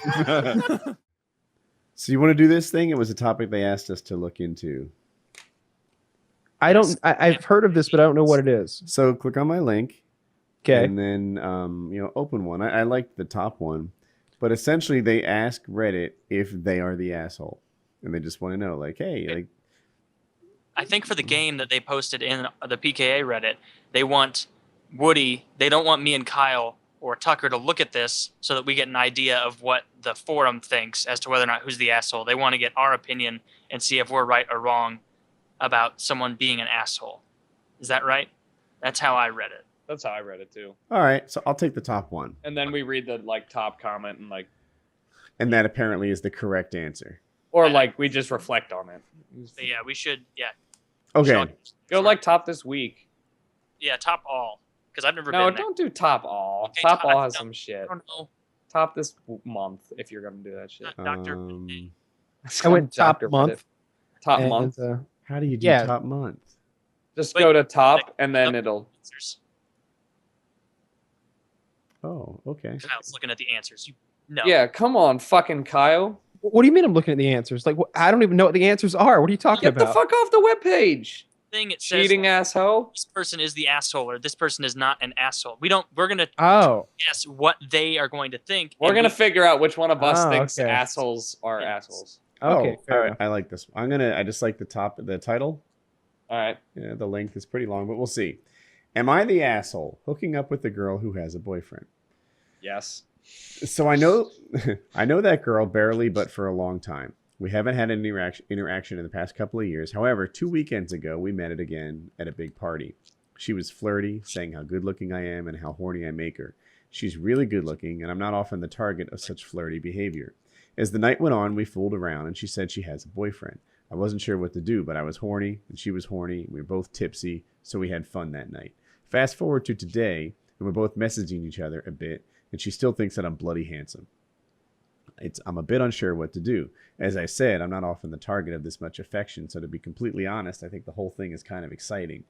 At the end of the next week, her boyfriend is away for a couple weeks and she wants to meet. The question I have now, am I an asshole if I agree? And there's a bunch of edits here. I don't know her boyfriend, and I have no clue how their relationship is going. I only know that she hadn't had sex in a long while. Thanks everyone for actually having a decent conversation. I made my mind up. I'll meet her, etc. Well, okay. All right, Okay. this guy is not an asshole, and I'll tell Why? you. So, this relationship is clearly over before it began. Like this is over. She's already cheating on him. It's done. It's it. He doesn't know this guy, but she's throwing herself on him, and by not sleeping with her, she's not just going to be like, "Oh, you know what? Yeah, you're right. I'm just going to go back to my boyfriend." She's going to go sleep with someone else who will. So he's just giving that up to someone else. This relationship's over. The fact that she dropped the "I have a boyfriend" line, that was her plausible deniability of, well, I told him, and he still chose to, get together with me. This relationship's over. He seized an opportunity, but what he should do is make sure that not him, obviously, but somebody else tells in a roundabout way that boyfriend, like, hey, I heard that Stacy is cheating on you. Like, again, this is some evidence for it, but make sure you keep yourself out of it so it doesn't seem like some underhanded thing to her. But that guy does need to find out. Yeah, dude, I'm all about that. I was going to say, at first I was like, yeah, dude, you're the asshole. He's not the asshole because there's nothing directly like, I mean, you could be like, yeah, you're an asshole to the guy. No, he can fuck the girl and then use that to be the savior and tell the dude and be like, listen, banged your chick, horrible situation, you're going to want to dip out of this. So he can redeem his assholeness. He's got, if he goes in for the girl, he's got to repay that by making sure that dude understands that his girlfriend is not at all like faithful. Because you're right, like she's not going to be like, oh, this one guy was like, no, I'm not going to have sex with you, so I should just be faithful. But he's got to repay the nookie with, your girlfriend's a whore. Yeah, with a little bit of justice. Kyle? I think he's an asshole because he knows that this girl's dating some guy and that she's like making a clear effort to do it behind the guy's back, and he's participating in that. Now, I'm not saying that I might not fall right along beside him, but I am saying that what he's doing is an asshole-ish thing. There's a guy somewhere who would think that he is definitely an asshole. Do I play too, or just read the top comment? You can play too if you. I think the guy's an asshole. He knows he's an asshole. That's why he's on the forum. He can ask. He can say that. He can tell the girl that she's got to break up first. But and I agree with Taylor that the relationship is not going well. That's why she's cheating. But you can't just fucking. If she tells you she has a boyfriend and you're still doing it, I get his temptation. He's not often the target of this kind of affection, but it's just an asshole. Woody's one little sentence of he knows he's an asshole. That's why he's here. Like, that was like a slap in the face of like a little bit of logic of like, you wouldn't go there if you didn't feel like you were being an asshole and like know on some level. So I think all of these people are going to be, and I haven't read it, so I don't know, but I think they're all going to be assholes on a gradient, So it's like wondering the degree to which they're being an asshole. So clearly this guy's not, or this person isn't in the clear. It's not like you go, keep doing this. But they're not like a complete, like, trying to sabotage someone asshole. Yeah, I was going to say, there's like a scale, they're on an asshole scale, especially if he follows through and makes an effort to make sure that this guy understands the situation. He's probably like at a solid 3. Like, yes, he's an asshole to the dude, but he's far from like going in and like making an effort to fuck somebody who's like, I have a boyfriend, I'm not, and he's like, but no, you're gonna have sex with me and this is what's up. Not all women at all, but there are women on earth whose kink is being a homewrecker, right? Who thinks it's like they get an extra sort of sense of it's like there's ego dudes boost. There are probably dudes too. Yeah. But they get an extra ego boost by pulling a guy out of a happy marriage, and that makes them feel good. He's not that guy, right? He's somewhat less of an asshole than the woman I just described, so but still an asshole. We'll 1 to 5, I'm going to 2 him. 1 to 5 is on a scale of 1 to 10, with 1 to 5 being not an asshole by this standard, but still being an asshole, because they wouldn't be coming to this forum for validation if they thought that what they did was on the up and up, because they'd feel okay about it. And 6 to 10 is like you're legitimately an asshole. Like you are 100% not like 60 to 100% in the wrong. You're actively seeking out bad behavior, because all of this, the nature of this kind of discussion forum, everybody knows that something they did is a little skeevy and they're looking for their feelings to be validated, and they just want a big group hug of, I didn't do anything. You didn't do anything wrong. You're all in the right. So yeah, this guy, I'd say he's on that scale, probably a 4. He's certainly underneath the threshold to be he's an like he on this scale he's an asshole. So he's underneath that. Yeah. I put him on the cusp, 5 or 6. He's right there. Wow, you're lobbing him up there. Yeah, well, he's. I understand both. He knows both the girl's taken. Yeah. All right. So what's the top comment say? Oh right, the top comment says they are both assholes. Oh, so we all won. But that's such a cop out. That's Yeah. that's not the point. Is to figure out if the dude or girl, whoever is posting, we need to figure out if they are assholes or if they engaged in asshole-ish behavior, but the fact that you're here and we understand the situation and can sympathize, it's passable. Nobody's gonna label you as asshole for life. Okay, I'll tell you what. I'll go to the second top comment.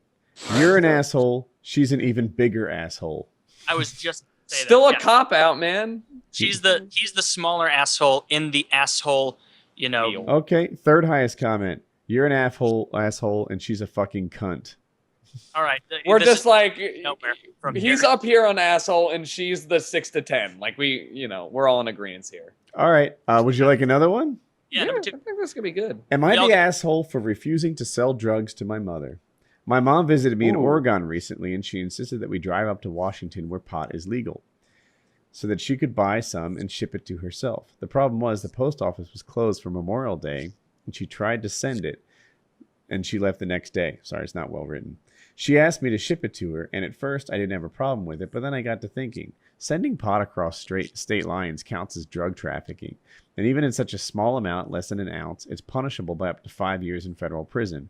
When I told her this, she said there was almost no chance that I get caught if I packaged it really well. I still refused.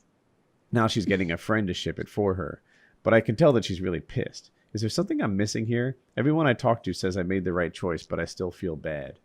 So, her mom bought pot in Washington where it's legal, and to ship it back involves her son taking a small risk.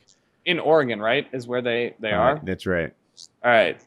He's not an asshole simply because, the laws for that are super, especially with a border state between Washington and border states on Colorado. They don't fuck around with that. They are very, very strict on that stuff. And the fact that it's a federal crime as well, state lines are a very big deal. Hey, even if it wasn't even if he was just can you go to Washington, buy me weed and bring it back? That's still pretty fucked up. You're not an asshole for breaking the law, not breaking the law. This person is not an asshole. See, I was going into this until Woody got through reading, thinking this was going to be a situation where she went to his house and she knew he sold drugs and was like, "Hey, can I get $100 bucks?" That's what I thought. He was like, "No, mom, no fucking way. Yeah. They sell to my friends." And I was going to be like, "Oh shit, you dick!" But this is totally different. She's saying there's almost no chance to get caught. Yeah, your son could go to jail for 5 years. If you're willing Yes. to chance on that. That's really fucked up. A modicum of drugs. That guy is not an asshole. He's doing the smart move, not getting arrested for something that petty. Furthermore, that's really mom's an asshole in this situation. Yeah, Mom. who's the asshole? Mom is an asshole. Yeah, Mom, how dare you put your son at risk for going to prison because you want to score pot? Fuck off, Mom. It's not even that it's not even we're talking about heroin or something that's legitimately you could go to a high school and be like, yo, I need some pot. Let's be real here. You're probably going to be able to find somebody who's skeevy enough to sell you pot.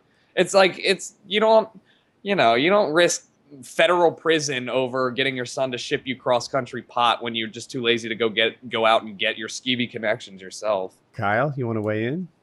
Yeah, I agree. Yeah, you can't be mad at someone who doesn't want to be involved in criminal activity for you.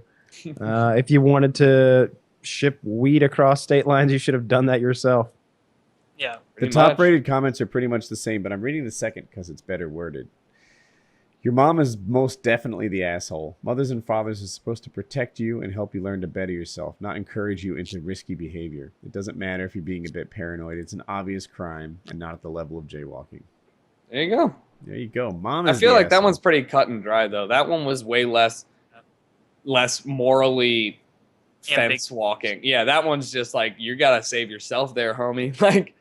See if you can find some more gray area I'll shit. get a free point on that one. We're all up to 2. Fuck yeah. All right. But yeah, that's I do like this idea though. This is a quality idea, whoever came up with this. Yeah, this is Oh, a I very like good this one. discussion. Am I the asshole for snapping at my friend for trying to advise me on my eating habits? This is bad timing given the current Reddit outrage. Oh, I see. It's right around the fat people hate Fat thing. people hate, yeah. So I will give a quick background info. Basically, I'm currently at a healthy BMI, but my weight isn't the issue here. Irritable bowel syndrome is. Every time we get a meal together, he raises concerns about how little I'm eating. When I'm out eating with people, I get small meals because I fear larger meals will trigger a reflex which will make me shit my pants. I can't count the number of close calls I've had in the last month alone. And I told him that this is the reason and time again, and we are pally enough for that not to be a weird thing to discuss. He just doesn't get it. He's aware of my condition, but frequently he berates me about my attitude to skip meals because I'm a believer of only eating when you're hungry when I do eat out. Will opt for the smallest thing on the menu. Sorry, it's red. Funny. This creates the illusion that I barely eat, but I eat heartier meals when I'm at home where a toilet will always be available to me. I'm not a skeleton. This friend isn't exactly inspirational in his own eating habits. Although he lost a lot of weight recently, which I'm very proud of him for, his idea of a snack is a 750-gram block of chocolate polished off with a Coke and a half a bag of Doritos. Anyway, after yet another comment over breakfast, I had a banana and a cup of tea, and he had maple bacon and pancakes and ice cream. I finally had enough of his advice and lost my temper. I told him to stop giving me advice because he isn't at all empathetic about my condition and said I wouldn't take his advice on dieting. Admittedly, a not so subtle backhanded comment about his own shitty habits. In my weak defense, my blood sugar was low at the time. I see. This is one of those He may situations. have oversnapped, right? He could have oversnapped. But this is one where I could see how there are more details than are being brought to light right now. But, Or like there needs to be more exploration into yeah, this exactly. area. I see this guy that's giving him advice as the guy who just lost a ton of weight and I guess now is like the grand poobah of health and dieting and wants to kind of like spout his, I platform. think he's a pussy. Why is he coming on this thing and like asking all these Is it a people guy? if his like friend at work's being an asshole or not? Like I Is it feel a like guy? I thought it was. I thought they were That's- both guys. Yeah. I just didn't. Well, you're right. I guess it doesn't matter. I Yeah, I guess I don't think it does. I think he's just just tell him to fuck off. I've never had an issue where like Woody's been pressuring me to eat unhealthily, and I just don't know what I should do about it. I want the fruit salad, but he's getting the chicken sandwich, and shouldn't I get something? Like, no, stop being an asshole. Just fucking order whatever you need to order, and if he says something, just tell him you don't want to shit your pants. And say it loud enough so that everyone hears it. See, he's not saying that because I guarantee if these two guys are out and he's having his maple bacon, fiasco pancakes and the other guy's having a banana and tea and the dude's like, oh, why aren't you eating more? It's not healthy to not have protein and blah, blah, blah, blah, blah. He could be like, hey, dude, I literally don't want to shit my pants. No guy's going to come back and be like, well, you haven't thought about the sodium levels. And like, they're going to shut up and so that makes me think that this guy isn't actually being as direct as he's leading the. I was gonna say I feel like he needs to just the first time time that Tucker was like, nah, man, I got to keep it light on lunch so I don't shit myself. Like, I'd be like, all right, then maybe that grilled chicken salad then, or whatever. I'm sorry. It just I sounds asked. like they're both. It sounds like they're both not like they're or like whoever the person who feels at fault is just not upfront enough with whatever it is. And if they are, and the person's still like berating them, then fuck, you're not the asshole. Like shut up, that bitch is so annoying. Then that's like a very. I have my own. I just wanted to interject real quick is that I've noticed that when people use the word berating, they never actually mean what the word berating means. I sincerely doubt his friend was standing up at berating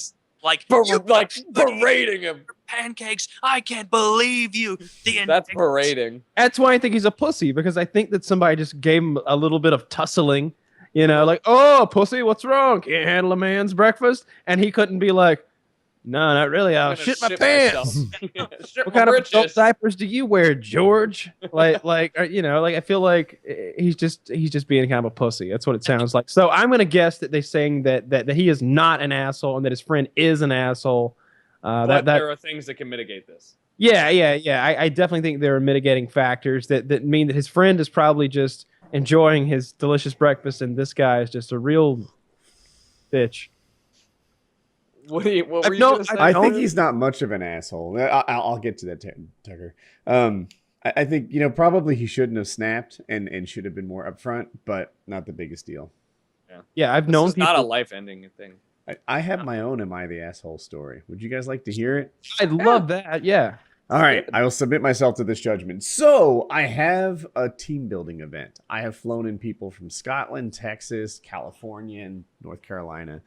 And we're just all like pretty much the Woodycraft staff getting to know each other face to face because it adds a thing above and beyond what like over Skype does.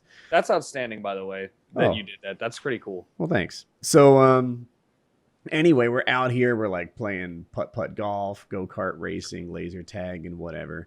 And one of the guys, the younger one from Scotland, wants to get his dad a present at the mall. And I'm like, all right, we can work it in. Like, there's a mall near laser tag or something. We'll get a snack, and I work it in the schedule. We get to the mall, and first he looks for new shoes. He's from Scotland, and the prices here are much better than he's accustomed to. So it's like a rare opportunity. And also, I guess the exchange rates when he goes back into euros or pounds aren't as good. So there's some money lost by not taking advantage of this.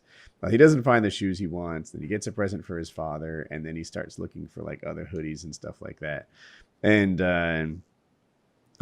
it's all good and cool. I love this guy. And but as he's checking out, like the rest, 17. Okay. As he's checking out, the rest of the staff is kind of like, this has been going on a little longer than it should have, or whatever. And like, I knew that they were checking out, but they were checking out like 10 minutes ago or like 12 minutes ago. Like, it's a long time in line. And I go to like see, what the scoop is, how much longer it'll be or whatever. And the cashier is this creepy fucking pedo stash jackass who is just like taking longer than he should, adding conversation to the cashier process and like taking too long or whatever. And then he's like, all right, I know you're ready to go, but I've got one more thing to tell you all about. There's a survey here on the receipt. If you go to this survey and do whatever, and I'm like, all right. You've had your chance. We don't care about your survey. And we all like grab our stuff and go. And I still feel like I made the situation awkward for everyone. You probably did, but I wouldn't be when like. They start fucking, look, I got very, very little patience for that bullshit. Yeah. If I'm at GameStop and they start trying to sign me up for shit and get me involved with coupon codes, I'm just like no, none of that. Like fucking, I'll start swiping my card and it's not ready, and I'm just like cha-chink, like doesn't seem to be working. He's like, well, I'm just trying to get you to the cha-chink. I try 5 times and I leave. That's my rule. Cha-chink. At some point, it's gotta serve you. I don't like all that bullshit. I'm with you 100%. Like, I'll cut them off. I'll be rude to them. I was at a chicken place, so I will give you a non-asshole stamp. And you guys can give him your thoughts on that. And then I've got one too, I think. Okay, well, I am saying you definitely made it awkward, but making something awkward doesn't make you an asshole. I hate it, just like Kyle, when I'm at some inconsequential fucking stupid store like Radio Shack that I go to. Do you have your CVS card? Yeah, do you have a CVS card? How often do you need overpriced off-brand Doritos? If I come here, I fucking never need those, so don't sign me up for a bullshit credit card. Don't offer it to me. Just ring me up. I don't even want a receipt, because even if you charge me twice as much as what I bought here, it's still like $9. So just leave. Like, don't bother me, especially if they have that sales pitch to give you and they don't give it immediately. And they go on a meandering trail through, shithead woods, and nothing they say matters. And then they get to it, finally ready to leave. That's just a terrible tactic when you're trying to convince someone to do something, because they're already checked out. They're ready to go, especially when you can see there's a party waiting for them. That's inconsiderate on his part. Not an asshole. Not an asshole. Yeah, dude. Okay. Yeah. So I was at this restaurant called Chicken Express. It's like there's a drive-through attached. They sell chicken there. It's kind of like KFC. And their menu, the speaker of the menu doesn't work. So I'm parked by it, and a girl walks out of the restaurant with a notepad, but she didn't have a notepad. She asked me what I want, and I'm just like, I've never been there before. I don't really know the menu. At McDonald's, I know what a number 1 is. It's a Big Mac combo. A number 2 is 2 fucking cheeseburgers. I know this shit. But at Chicken Express, I've got no clue. So I'm just like, what is this place called? Chicken Express. Oh, it's new to me. Go on. Yeah. So I order my food. I'm like, I don't know. I'll get a number 2 with corn nuggets and a sweet tea, and she'll get like a number 3 with blah, blah, blah. And like, I'm not even really sure what's in this stuff. I just see like, mashed potatoes, gravy, chicken. This'll work. And so I get to the window, and they're like, what did you order? And I'm like, I'm not really sure. I kind of knew when we were out there. And she's like, oh, and she tells the other girl, he forgot what he ordered. And I was like, no, you forgot what I ordered. I was like, I knew, and I told you, and like now you don't have it. And everybody kind of ignored that comment. And I'm just kind of like she forgot what I ordered. Like, can I get looking around for validation? Can Like, I get some backup here? and so like she goes on, and then a leather lady comes. She's like, you don't know what you ordered? And I'm like, yeah, I know what I ordered. I got like 2 different combos with chicken and mashed potatoes and corn nuggets and a couple of sweet teas. But like I told her, and I said, if she had written it down when I told her the first time, we wouldn't be having this problem. And nobody really said anything to that. So finally, I was just like, they were still struggling with this whole thing, but like not knowing what to give me. So I was like, you know what? Here's the drinks back. I was like, here, you can have these back. I'm gonna go somewhere where they can take orders. And I made a big scene, and like they acted like they were shocked, and I might have cursed a little. But I felt need to be able to accurately establish the situation. Honesty is paramount. Did you say, here, take your drinks, I'm gonna go fuck off? Or were you like, go fuck yourself, here's your beverages, bitches? Because I was like, I'm just gonna go somewhere else. And she acted like she was shocked. And I was like, here, take these. Here, you can have these back. I don't want them. And I was like, here's the straws. I was like, I was gone by then. Dude, first of all, not an asshole. Fuck those people who forgot your order. Fuck them with a broken broomstick. But also, you know who else I want to fuck? People who get really upset with cursing, right? If I'm talking to Time Warner Cable and I'm on hold for like 40 minutes and I finally get some fucking thickly accented jackass who might be able to send like the reset message to my modem and make it work again. And I'm like, oh my God, I'm so happy you're here. This shit's making me crazy. And then they come back with, no, sir. You're like, I just said, not shit. Don't say that. What accent is that? It's Indian. It's an Indian accent. I don't know that I can do the needful now. And it's just like, fuck. God, all I did is drop an S-bomb, and now you're acting like you can't help me, and it's bullshit. I get very frustrated. I'm very, very conscious never to curse on those lines, because they don't want to talk to you any more than you want to talk to them, and they want to, stamp your hang up on this jackass, move on to the next person card, and just get it going. But Kyle, I think on your gradient, I'd give you like because knowing your personality, I'm going to give you like a 2, because I know that you were not the patron saint of fast food. Here's my fucking cups. You were a little snarky and mean, but there's also no excuse for their level 9 assholishness making a passive-aggressive comment within earshot of you. He forgot his order. Doesn't know what he wants. And it's like, I told you, motherfucker. I would have gotten I don't have to remember forever. Like, I gave you the information. You give me the chicken. I'm not supposed to submit to questioning at any point throughout this order. Like, you can't come to me later and be like, mashed potatoes, right? Like, what if I get it wrong? Like you're just supposed to know. Yeah, it's not hard with fast food. I assume they have a list, and they're like, who's the next person to come up? Oh, well, that would be the next one on the list. I wonder who the person 3 people from here is. No, I don't, because there's 3 people down on the list. Like, just go on the list, right? I get really pissed off.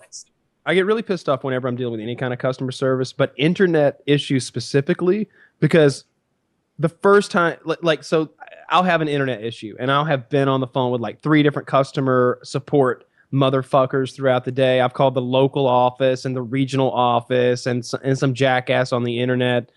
And like, this is my 3rd hour of trying to get help, and I get fucking Omar, and Omar's like, have you tried pressing the reset switch? And I just want to be like, motherfucker, don't you know who I am? Like, I don't want to be hearing about reset switches. I held it for 10 seconds, asshole. Like, that's what I did before I involved you people. What makes me really mad? Yeah. What makes me really mad is when you know that you are at a level that is probably on par with their understanding of the subject, and you just want to get to somebody who's way smarter. You want to get to somebody who says shit that you don't understand, and you're like, well, I don't fucking know how to do that, so walk me through it, dude.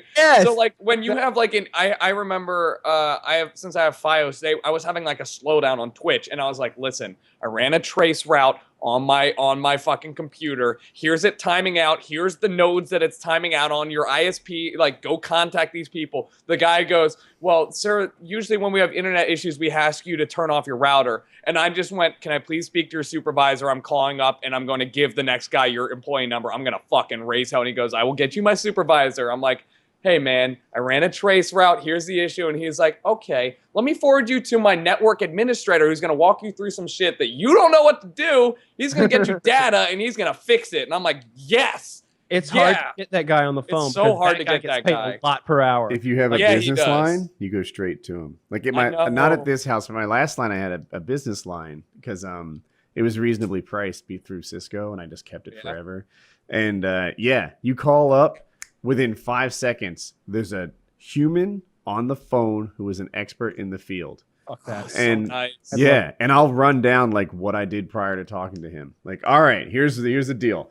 Yeah, I'm dropping packets. I tried turning off the modem. I tried this. I tried connecting directly to it. I don't know what the scoop is, but it's still dropping packets. Here's a screenshot of a ping, and I'll grab like a particularly rough section to make it look bad. Yeah, and right, and like this is what I'm looking at. And he's not telling me to reset my modem. He's not telling me to do all the things I already gave him. It was great service. Yeah, business class is the bomb. That's nice. But it's like $250 a line, and I've got 2 lines. My guy will be like, well, the squirrels must have got to the line again. We'll see you next month. Yeah, I used to tear into the Vonage people. Down that area right now. We're having a lot of squirrel activity down by there. Dude, Causes so lots of problems. I used to have a phone service called Vonage. Have you guys ever heard of that? Oh my god, fucking Vonage. Those commercials. Dude, so here's the deal. I had it back when not having a home line was weird. Like, I was trying to save a buck, and I had Vonage. It had unlimited long distance calling, which is something Jackie needed with her family and stuff. So we had Vonage, and it went out. Like, it would break and it would stop working. And cell phones at the time only had like an hour and a half of talk time. So I'd have a fully charged cell phone, and I'd call them on that because clearly they needed to like reset shit that would break Vonage on the call. And I'd be on the phone for an hour. It wouldn't get solved, and my phone would cut off. So I start with calls with Vonage, and I'd be like, look, twice now I have had hour-long calls, and my cell phone dies. You are level 1 support. You don't want none of this. And they would do it. They'd be like, all right, get you to level 2. All right, level 2. You don't want none of this. I've done this. I've done that. I've had 2 level 2 guys pass me on to 3. Let's just skip this. Yeah. And they would do that too. And I would be super hardcore with them. Like, just, I'm not exaggerating. I have a hard time for doing fucking Vonage, Woody. So I melt down before I'm able to articulate clearly to level 1 and 2 that I need level 3. Instead, I get filled with frustration and anger, and I literally say things like, I don't think you're following along very well. Is there someone else I could talk to there? And that always pisses them off for whatever reason. They're like, I'm not sending you off. I'm gonna put you on hold, bitch. Like, I literally said that to a guy last time. I was like, Damn, it doesn't sound like you're following along very well. Is there someone else I could talk to? And that was definitely an asshole move. But he did pass me along to someone who could pick up on what I was saying. With cables. So I have a commercial grade router, right? I like it because if I get DDoSed, I can still work it and it doesn't freeze. So they're always like, turn your router on and off. And it's like, no, this is not a 1995 router. Like, you don't have to reset things. But I just lie to them. I'm like, I'm doing it now. Yeah. Yeah. On and off. Yeah. 30 seconds before it comes. Oh, the green light's on. Look at that. Looks, check your end. Should be up. Yep. Up. Reset. I totally fake it with them. Like I've done that. I think everyone has. It's just because it's easier than being like, actually, I already did that, because they might bounce back. Well, sir, just to be sure, we got to follow the steps from A to B. I can't really go outside those lines, or they'll. Kyle, you can't do that. If you fake it, they won't know how to service you better. I really hate dealing with those people. I always get too frustrated, and I always melt down. I liked it, Taylor. All right, let's do a couple more of these. These are really fun. Okay. To be fair, though, the only one that was even like remotely online was the first one. I've got one that I think is a more difficult call. Okay. I went out with, am I an asshole because I went off on a guy that kept poking me with a pool stick? So I went out with my friend to a bar, and they were playing pool. One of the guys kept trying to show off and predict where the ball was trying to go in next, and of course failing. So I laughed. I mean, it's funny because he was so sure about himself, yet applied no science at all to the game. It's just us. I can't hear any of you guys. Sounds like you shouldn't have laughed. All right, Yeah, so this to do guy's with- So you cut. All right, so you cut out with basically. Can you give me a rundown again? I'm sorry. Just checking my internet connection, and it seems to be okay. No, it's stabilizing now. Hmm. Like you don't look like a piece of shit. Oh, well, thanks. No problem. All right. I'll start over. So, am I an asshole because I went off on a guy that kept poking me with a pool stick? I went out with my friend to a bar and people were playing pool. One of the guys kept trying to show off and predict where the ball was going next, and of course, failing. So I laughed. I mean, it was funny because he was so sure about himself, yet applied no science to the game. Later, he started to poke me with the other end of the pool stick. The first 3 times I played it off as if I was in his way, but the third time I told him to fuck off and not to touch me again. Now I don't know how I feel. I feel like an asshole. I'm sorry. I don't know why, but now I feel like I was an asshole. blurry about this at all. I think that this guy is not an asshole in the least. Someone's poking you and you tell him to fuck off. But it didn't Yeah. start with that. It started with him laughing at a guy. It doesn't matter. for They, being the drunk. guy No, should have there's handled zero- it differently. Yeah. He shouldn't have laughed at the guy. That's a clear way to like. You shouldn't have been surprised that he started poking you because you laughed at him.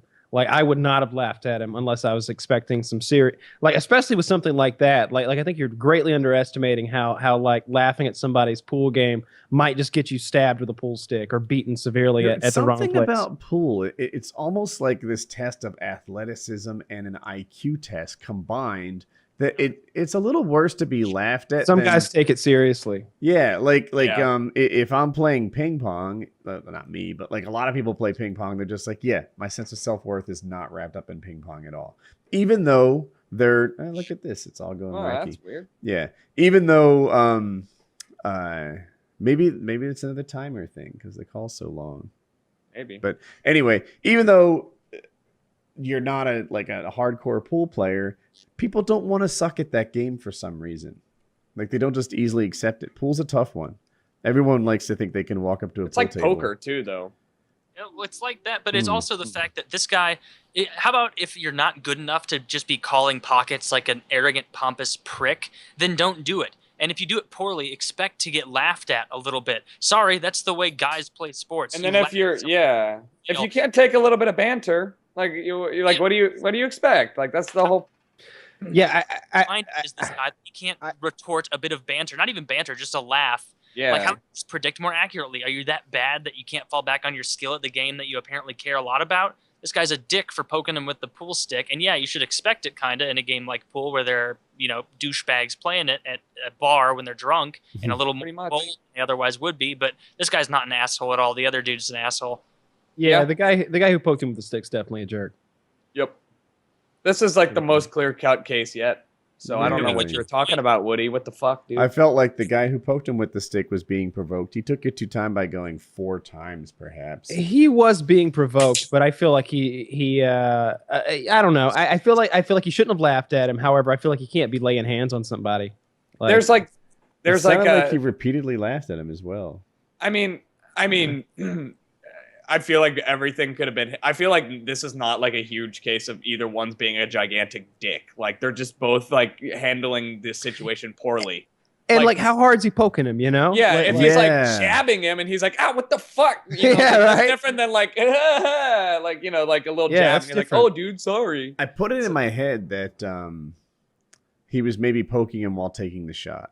That's what I thought. Like jamming Ah. it back and be like, boom, and then he's like, "Oh, dude." That's But weird. like, Oh, what a But- jerk.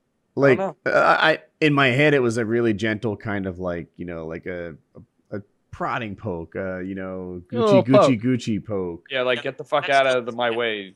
Know the person. Don't touch them. Don't fuck with them. Like, it's rude. That Now, guy. are we sure they weren't the friends that went together? If they were, then your friend's kind of a prick and he takes himself too seriously. In which case he's Or not. you a suck alcoholic. Friends should being you friends. with your friends and at your friends sometimes. Yeah. This one, like, I feel like this could be easily mitigated. Don't laugh at the dude. Also, don't have a friend and or stranger like poke at you for no reason. It's just like both of you could have handled that better. The end. Yeah. It's Hey, true. I can. I don't know how your view is, but I can only see. I can't really see anyone. I You I can just see got you. Taylor. I You just wanna- got both of you guys, not Woody. Really? You It's want all- somebody you guys are- else to host the call? Yeah. I don't have Woody and the Let's other hang two. up and call back. Yeah. Okay. Let me call. Oh.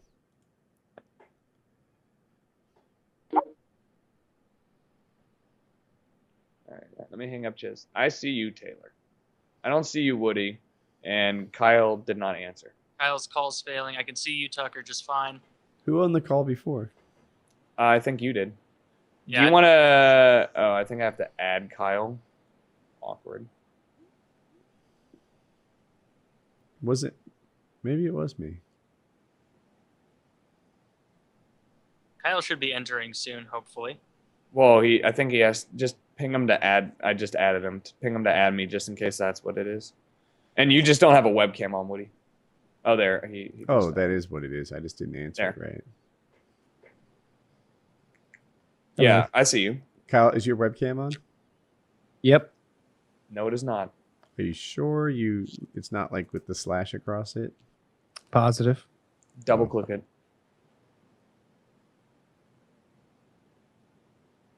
Oh, you're coming. You're coming. Oh, you're coming all over. Yay! Hey, look, we're all in HD now. All right, so I want to hear the comments. I want to know how many points we have. One of us has to take the lead at some point. This is ridiculous.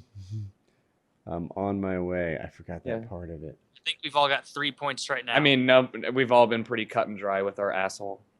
I think we should all vote Actually, this asshole is or the not first asshole at one the where same I time. disagreed. I think that I said he was not an asshole because he was so provoked. Yeah. No, you mean that the guy who laughed was an asshole. 'Cause Yes. That's the guy who's asking. You're saying OP is the asshole, not the guy who was poking him. We're saying the guy who poked him was the asshole. OP is not. Okay, all right. Yeah, I'm going to say... Wait. You're saying the poker is the asshole? Yeah. No, the poker is not the asshole. All of us are saying the poker is not the asshole. Or the poker is the asshole. I'm sorry. Fucking Christ. Yeah, the dude poking the dude, he's the asshole. Wielding the stick is the prick. There you go. Okay, this is where I fall behind. If you will the stick, you're the prick. No, you're a saint for not kicking him in the stones. He was definitely the asshole. Although you could have handled it better, you were not an asshole. Nah, man, you could have been more polite, but he was being a total dick and should have been prepared to face the consequences of his actions. Pretty much. Nice. Nice. Yeah. Point. That's right in there. I feel like, again, these are all really cut and dry. I feel like there's not a lot of ones that are like, I feel like a lot of people that are posting here, you know how Woody said initially, like, yo, you're not posting here if you're not sure. I feel like a lot of people posting here are sure that they're not the asshole, but like want further validation that they're not the asshole. I feel like very few people are like, dude, am I an asshole? Like, here's what I did. And, you know, I like deliberately went out and took this girl out and I knew she was dating in love, but like I fucked her in the car and like she didn't want it. I've got a great one. Then let's fucking hear it. Kyle hurts back. Should we After wait? these messages. Yeah. I had a fly land in my wine and it was really upsetting. Like it just killed itself in there. I haven't read it all yet, but It's protein. Ugh. All right. This says high hopes. it's relevant to us. I'm excited then. Yeah. I am excited. We live in such a connected area that like everything that could possibly happen to, you know, that could be conceived as asshole-ish, somebody's going to take it that way. Like there's always somebody that's going to be like, dude, that was such a dick move. Like, I don't care what you say. I told my girlfriend to fuck off and got a 3-paragraph email. We were playing I was playing H1Z1 and she came into the TeamSpeak channel that I was in and it was just me solo, but I was unmuted waiting for somebody while I'm playing and like asked me for about 2 minutes about if it's okay to eat reheated pasta. And like, I love my girlfriend to death, but I was like top 5 and I was trying to concentrate. I was like, hey, Sonya, fuck off real quick. Like, let me just win this game. He's like, okay. She was like, okay, can I eat this pasta? I was like, go heat up the fucking pasta. It'll be good. And then like, she left the TeamSpeak. I got like a 3-paragraph essay of why I didn't deserve my girlfriend because of that 1 5-second interaction that I had with her online. And there's always going to be somebody that's like, the way you framed it made you an ass, even though it's like in the grand scheme of things or not. Are you ready? Yes. Am I an asshole for telling a spoiler in the discussion thread of a fan club? I'm a member of a popular TV show that airs once a week. The way that our meetup works is we show 2 episodes a week, the previous episode and then the new one. In our final showing, we were again showing 2 episodes, and when the calendar invite was sent out, someone made a comment in the meetup discussion. The thread referenced something that hadn't happened in the last episode, and in response to someone who hadn't seen the previous episode got upset. I didn't make the comment, but in my opinion, if you're joining a meetup group dedicated to a particular show, you should expect that people will be talking about that show up through the last episode versus an email thread with your friends. In response to So petty. This is super petty. So I think basically this guy's on a TV show that airs once a week, and he did a spoiler, and someone got upset with him. But So- it sounds that this. Wait, can you reread? They posted it about an episode that had already been aired. That's right. Or- So so an the episode that was kind of fresh, he spoiled. It had been aired, but it was the new one. And someone who was just a little bit behind was like, "Hey, you just told me about the most current show.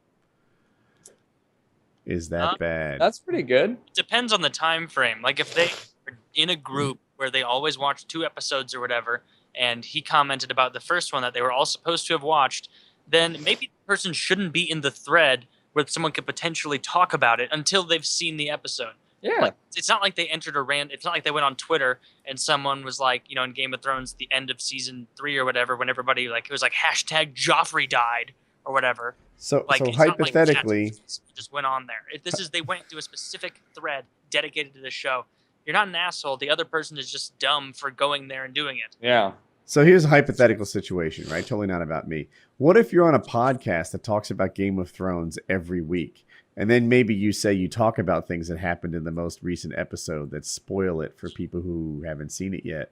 Does that make you bad? Why would that make No. you bad? Only if you bring up things that happen in books that show watchers haven't seen. Are you Well, sure not- you're still in the hypothetical? Yeah. I'm in literal land now. I mean, hypothetically, like if what you just said is there is a show or there's a meeting or there's a group, if there is a set amount of people that you routinely do the same thing on the same day every single time, you should not be surprised if you go to that area and you get spoiled something that you should have done in that time frame. Like I understand if it's like 2 minutes after it airs and you weren't there, and then somebody is like, "Holy shit, like the red wedding happened," and you're like, "What the fuck? I just got home." Like, that's maybe if they understand that you're not there, that's a dick move. But like if you're just not on the same pace as the other group that you do this with, that's just you're being an idiot for going there. Like you should know that's what's going to happen. It's a discussion. What did I Right. spoil You know what? from the books? What did I spoil? You know what the nicest thing so far about being caught up with the series with Game of Thrones, that is, and pretty caught up with the books. I've got a book and a half left to go. However, I feel like I know what's going to happen mostly. Now I can go to the subreddit, the Song of Ice and Fire subreddit, the Game of Thrones subreddit, and I can enjoy those inside jokes. And there's a lot of cool content there, a lot of original content that comes out of those subreddits. It's really funny, and lots of the fan theories and stuff like that. So I'm enjoying that a lot more now that I'm kind of caught up.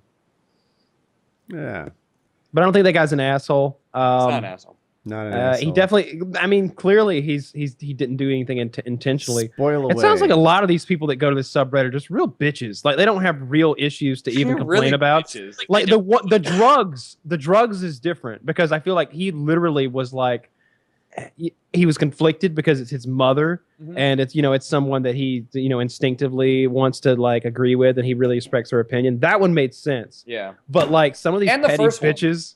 The first Yeah. one makes sense.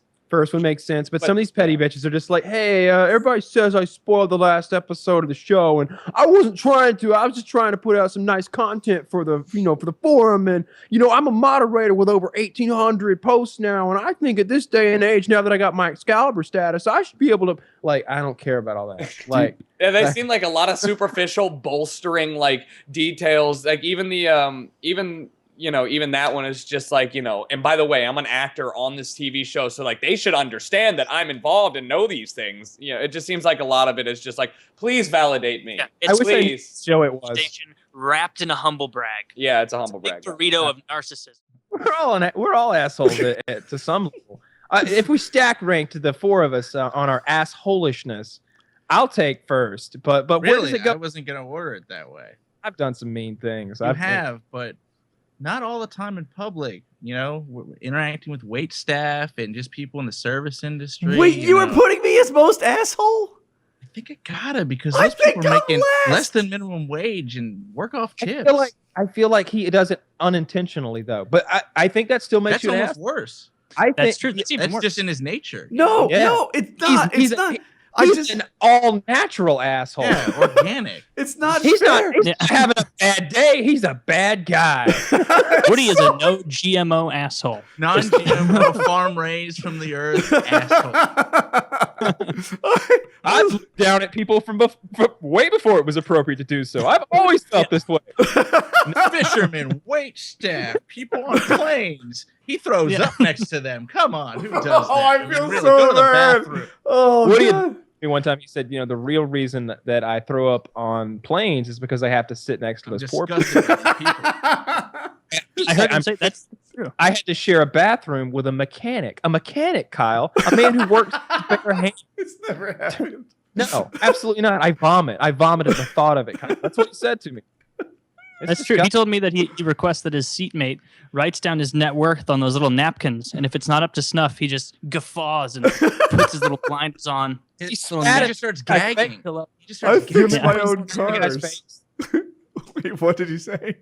You spat in that one guy's face. He spat in that guy's face. That blind guy. He wouldn't get. Woody was like, "Excuse me," and the guy was like, "What?" And Woody, You know, the Woody was- crossing thing has the time on it. You know, it was 10:98. It was past that, or the guy was still on the road, and Woody's honking. He got out of the car and spat in this blind man's face. Like, come on, buddy. We've got work to do. There are Be people productive out there that who contribute believe to the this. GDP. I saw Woody put $1 in a homeless guy's cup to take out 4 quarters because the vending machine nearby wasn't accepting dollars. That was Yeah. the only reason. You Yeah, know what's fake really about that shit. story? I didn't put $1 in. Yeah. It was attached to the fishing wire. Pull it back out. Yeah, I Yeah, put a so you 5 would in, rank take 6 He is out. number 1, Kyle. Huh? I I mean, think after Woody, all of that, Woody might be number 1. I don't know. I can be pretty selfish. you've and got moments though. I feel like I'm You nice. have moments where I feel like you have feelings like a normal person. If I I'm don't have those. unaccountable, here's the difference. I think if I weren't held accountable, I think I'd be a massive asshole. But you mentioned like wait staff and like when we're doing fan stuff. Of course, like you have to be a nice guy. You can't be an asshole in those situations. Like Woody can't help it. We've been through that. That's Yeah. why he's number 1. But you can't.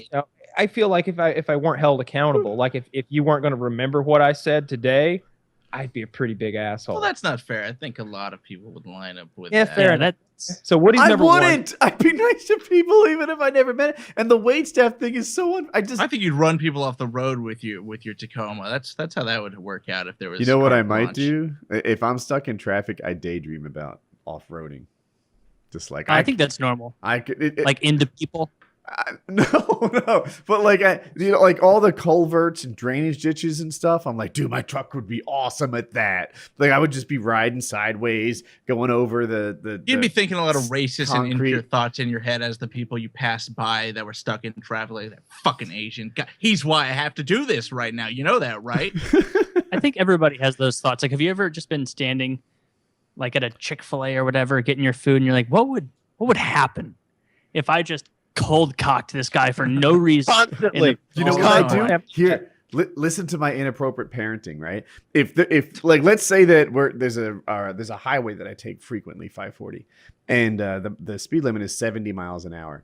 If there's someone going 55, before I catch them, with my children, I play guess the driver. Like I'm going with black lady over 70. And Jackie'll be like, I'm going with Indian guy 22, like just learning to drive, and Hope will be like, I'll take Asian woman. And then and then we We look. did that in Chicago. I was like, old white guy. It's totally in the old way. white guy. Yeah, I remember Were you that. right? Yeah. Yeah. So yeah, old Yeah, white. So mustache. It's a fun game. Yeah. It's a fun game. It's my So Woody undoubtedly is standing at the Number top one, of this podium. king with his crown, looking down on the poor folk and all the scum of the earth. Kyle gets silver medal for asshole, perhaps. I think so, but I'll happily step down if need be. Taylor? I don't know. Let's hear your asshole resume. Mm. Oh, I'm a wonderful person. I tip well. Cold lie. Do charity. I only make fun of people when they look like Charity? moronic late 19th century What charity idiots. do you do? I made that up. I don't actually do that. Okay. Did Put you that in buy- an asshole column for lying about All right, charity? I'm giving Murka the asshole silver medal for not buying the pop filter for his mic yet. It's $3. $3. The fuck? Well, if you dispersed your wealth a little better, maybe we'd all have an extra $3. That's paid. Yeah, Well, no. I'll get it. But yeah, I think I don't know. I think Kyle revels in being an asshole a little bit. He likes the rep. He likes the feeling of being an asshole. But when you see him actually, when nobody's looking, he's nice to the wait staff. He's not being mean or surly or anything. I don't Good even know. sociopath. I'm nice to wait staff in real life. You're not. You're just not. These are illusions that you have. You're right not. Now. You're not. I am. And the thing is, you don't do it on purpose, which is bringing us full circle to that's worse. It's just in your nature to be very stern and cold. This is a full cup of ice. I want half ice. Half ice. Hey, Are you stupid? Or could I just get a half? refill? Yeah. Oh, like nodding. Like Yeah. I got Hey! one asshole. And that's how he That was- initiates a He won't conversation. wait. Hey, That He will It's not very- wait. The waiter will come, say or do something, and then leave. That guy's not out of earshot, and Woody is talking mad shit about him already. Like, it's only been 15 minutes. Why would we have drinks now? The guy's he dropped an F-bomb. An F-bomb. Like the only ones here. Yeah, we're the only ones there. The manager comes by. Everything going okay over here, guys? And Woody's like, yeah, well, we haven't gotten our drinks yet. And then, like, as the guy's walking away, he trails off, but he doesn't trail off. He kind of stays at the same level. He's like, should have had our fucking drinks by now. I think that 15 fucking There's minutes. like Am I 15 right? or Am I right? maybe even 20 minutes. And like I didn't have a soda yet. And like in my defense, that's really bad service. Yeah, It's yeah. bad service. No, There was doubt. an explanation for it. It turned out so that we sat there for And I don't probably even too agree long with before the the, waiter came. I don't even agree with his explanation because it's hogwash. There's plenty of other people working there. Yeah. That There- weren't doing anything. We were the only ones there. we were the only customers in the place. There was still like a full staff. So there's literally like a 15-1 or maybe 10-1 staff to customer ratio, like including making us one customer. And the guy couldn't find a way to get the beer bottle open. Apparently he wasn't able to open the bottle himself because he was under 21. And I don't think it takes 20 minutes to get that done. You could have brought it over here closed, man. I'd have opened it. Yeah. What the fuck? I want Chiz to think of an asshole story, and I just remembered one that I feel really douchey about that I can tell. I don't know if I've mentioned it on the podcast before. By the way, I did order the pop filter, so Just now as it's we're coming. talking.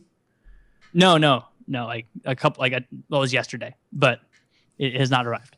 Okay. But yeah, I'm getting that thing. But okay, Yay. so this was like one of those memories that you like talk out of your head with like a good thing that you did once, like, oh, I'm not that bad. But I was at a hockey game like 4 years ago, a Blues game in St. Louis, and it was after like the first or second period, bathroom was packed. Like I would have had to wait until the next period started to get in there and take a piss.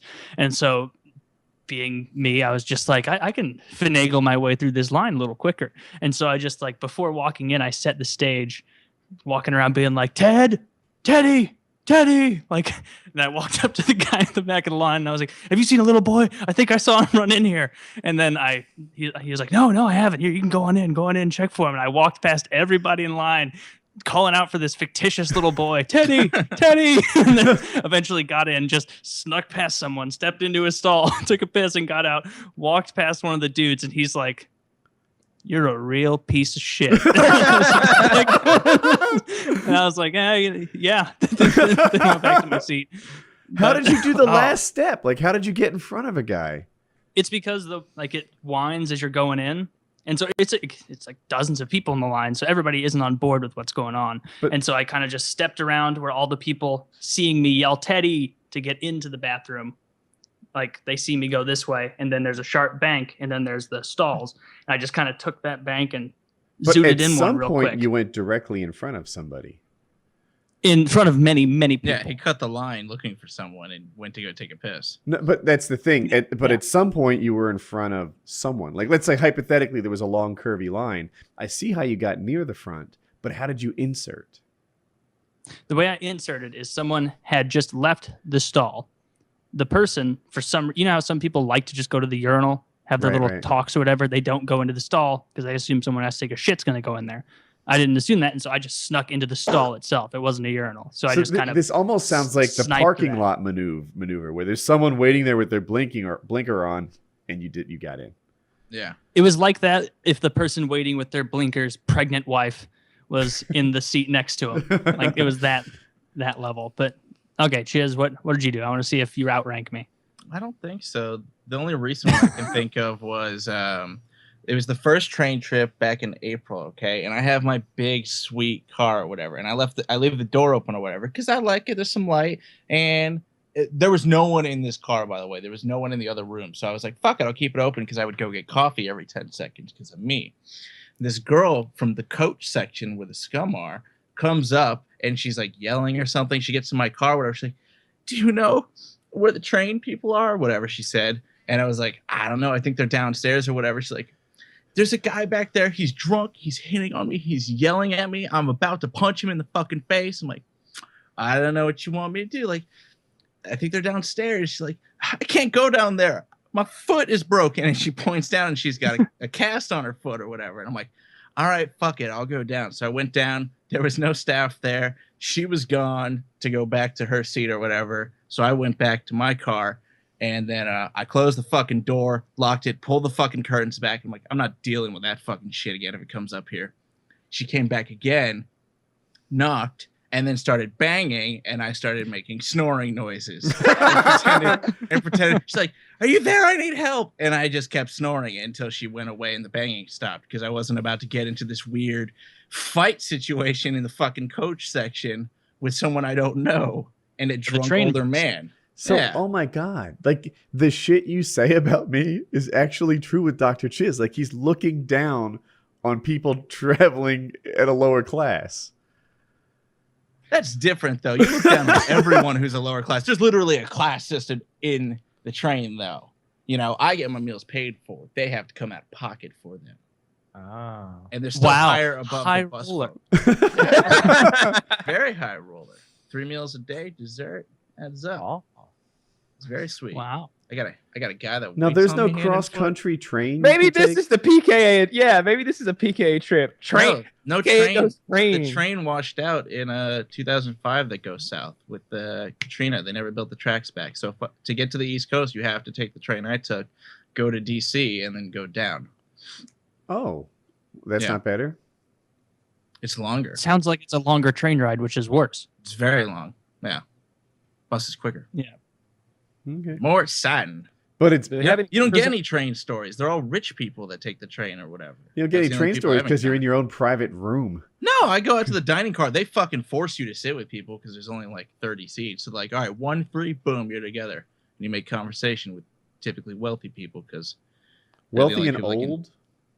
it depends. I've met some 30-year-olds. A lot of the older people are, you know, some dude owned a farm and some owned business. Yeah, do you find out how they get their wealth? Because I always find those stories really interesting. No, I don't typically go that far back.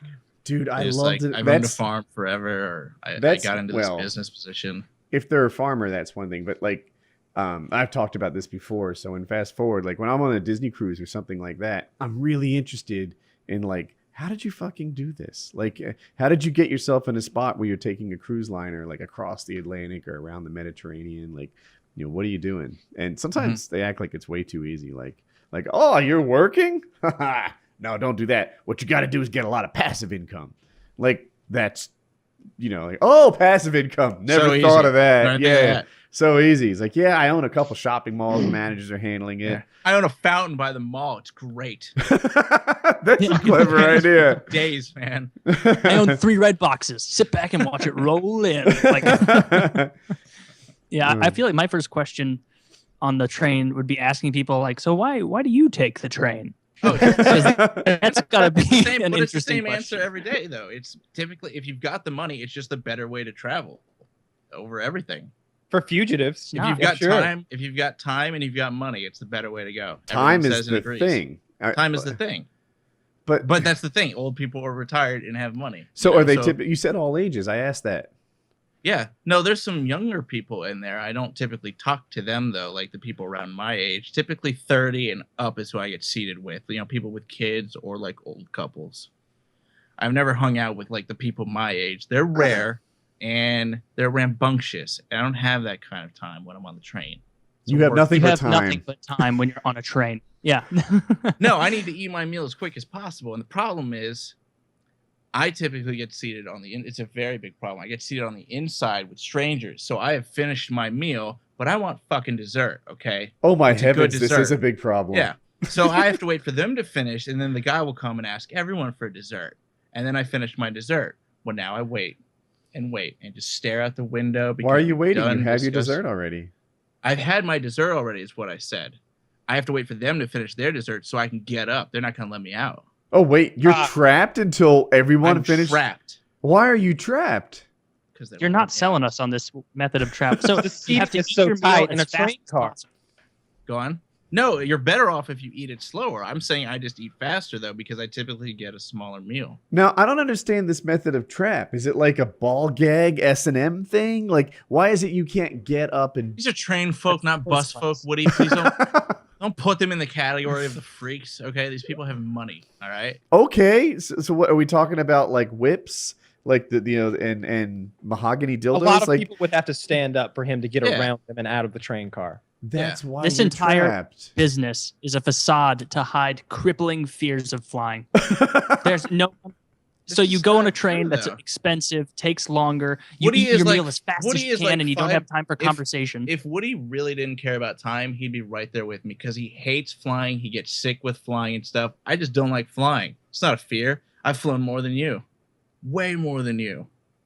Like filled up 2 passports more than me. His airplane dong is this like it's very long. His airplane dong broke that measuring device in The Grinch Who Stole Christmas. You know, it just that's on his heart. This is a great topic. Let's brag about things that don't matter. You know? I ate 3 bags of goldfish today. I think that's a significant thing to brag about. You know, there's plenty of people that don't leave the country. I'd say I could dip my passport in more bags of goldfish than you ever have. Do you have a passport? At least, yeah, I have a passport. Do I need to go to Chicago sometime? Never let him live it down. Never. Poor guy. Poor guy. Hands down, that has to be one of the stupidest things I've ever heard. Oh, stop it. You know what? If someone was picking on me on his show, he would put a kibosh on it. And that's what I'm here for. He didn't know, and now he does. I stand by it. It's pretty goddamn dumb to think you need an international U.S. passport that states your citizenship to travel interstately. But if you'd never flown, if he had never flown before, it's understandable. It's just funny because he didn't know, but he did. It's not his fault for not knowing. He'd never. Before that story was I went to South Korea to compete in international. You know what? All right. Let's not attack Wings, but it's just the passport thing. Hilarious. Hey, I got one of my all-time favorite ones. 50 cents. Got Kyle crying. Yeah, let me get my asshole thing real quick. I'm sorry. There's there's the standard ones like the stuff I told you I used to do to my coworkers, like humiliating the guy in front of everyone, making him, he's going to take his underwear off and give it to this effeminate customer. I forgot about those. Those are horrible. Putting the dye on the guy's handset for his phone, so he like puts like literally ink all in his ear, like all in his ear. Or when you were a kid and you'd throw rocks at mailboxes or shoot at cars or. I used to put cinder blocks in the highway. So the cars had to slow down and go around them, and I'd ambush them, hit them with fucking rocks. This is how bad that is. I would put a baseball in the road and see if it'd run over. You're putting cinder blocks in the road. I put cinder blocks in the middle of the highway so that the cars would stop and slow down enough. So and their dad was like, "Why would you do that?" And I was like, "I couldn't hit the cars; they were moving too fast, so I needed to slow them down." So let's see. I'm trying to think what else. I've struggled with monogamy mightily. Let's just leave it at that. But you're honest about it, though. That's pretty normal. Well, I'm honest. Anyway, what else? I feel like I'm trying to think if I've ever like physically like hurt anybody, but I don't think I've ever really been an asshole that way. I used to make fun of some people in high school that I really feel bad about it now. I said some. Here's an example of like a real asshole moment. This is like 11th grade me, so forgive me. Maybe 12th grade. Anyway, I think. Let's see. What was it? What did she say was pathetic that I was doing? Oh, I know what it was. So I bought a T-shirt that my friend already owned. It was some funny graphic thing. It was like a funny phrase, and my friend already had one, and I was like, I like that shirt, so I went and bought one. And I'm wearing the shirt at school, and this chick says to me, "Isn't that the same shirt that Blake has?" And I was like, "Yeah, I liked it, so I got one." She's like, "That's pathetic," and I reply with, "No, pathetic is going to prom by herself," because she was.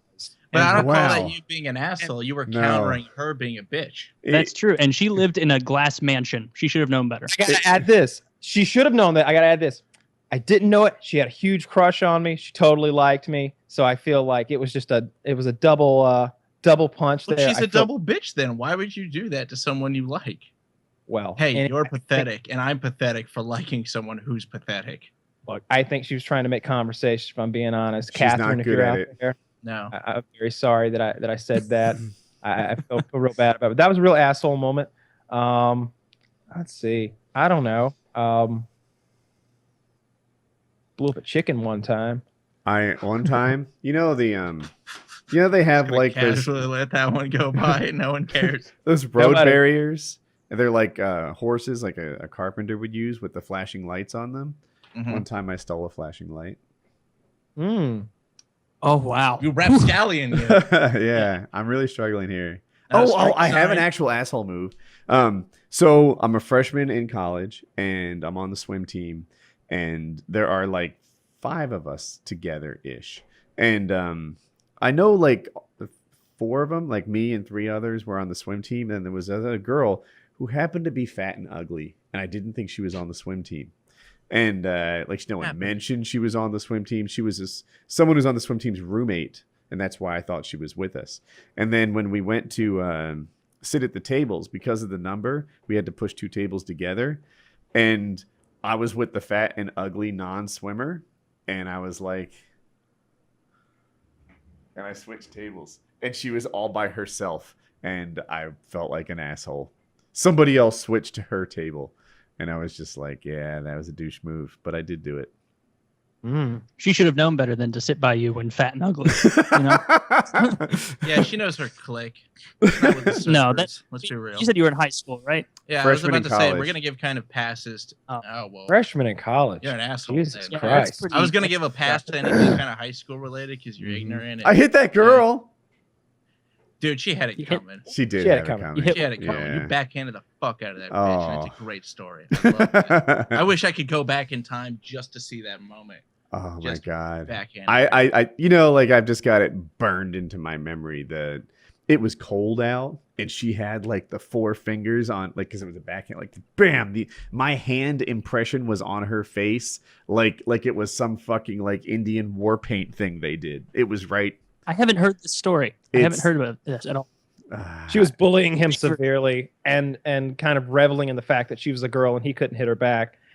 And eventually, after maybe a couple of weeks or even more of this, Woody slapped the fuck out of Yeah, her. and fast forward, it actually lasted 3 months. She was bullying me. She kept calling me fag. She kept saying I look like a girl, and I kind of did. I was late to puberty, and I had like wide hips, and my shoulders weren't like broad yet or anything. And she's just, you're a fag, you're a pussy, you look like a girl, looking at me, walks like a girl, etc.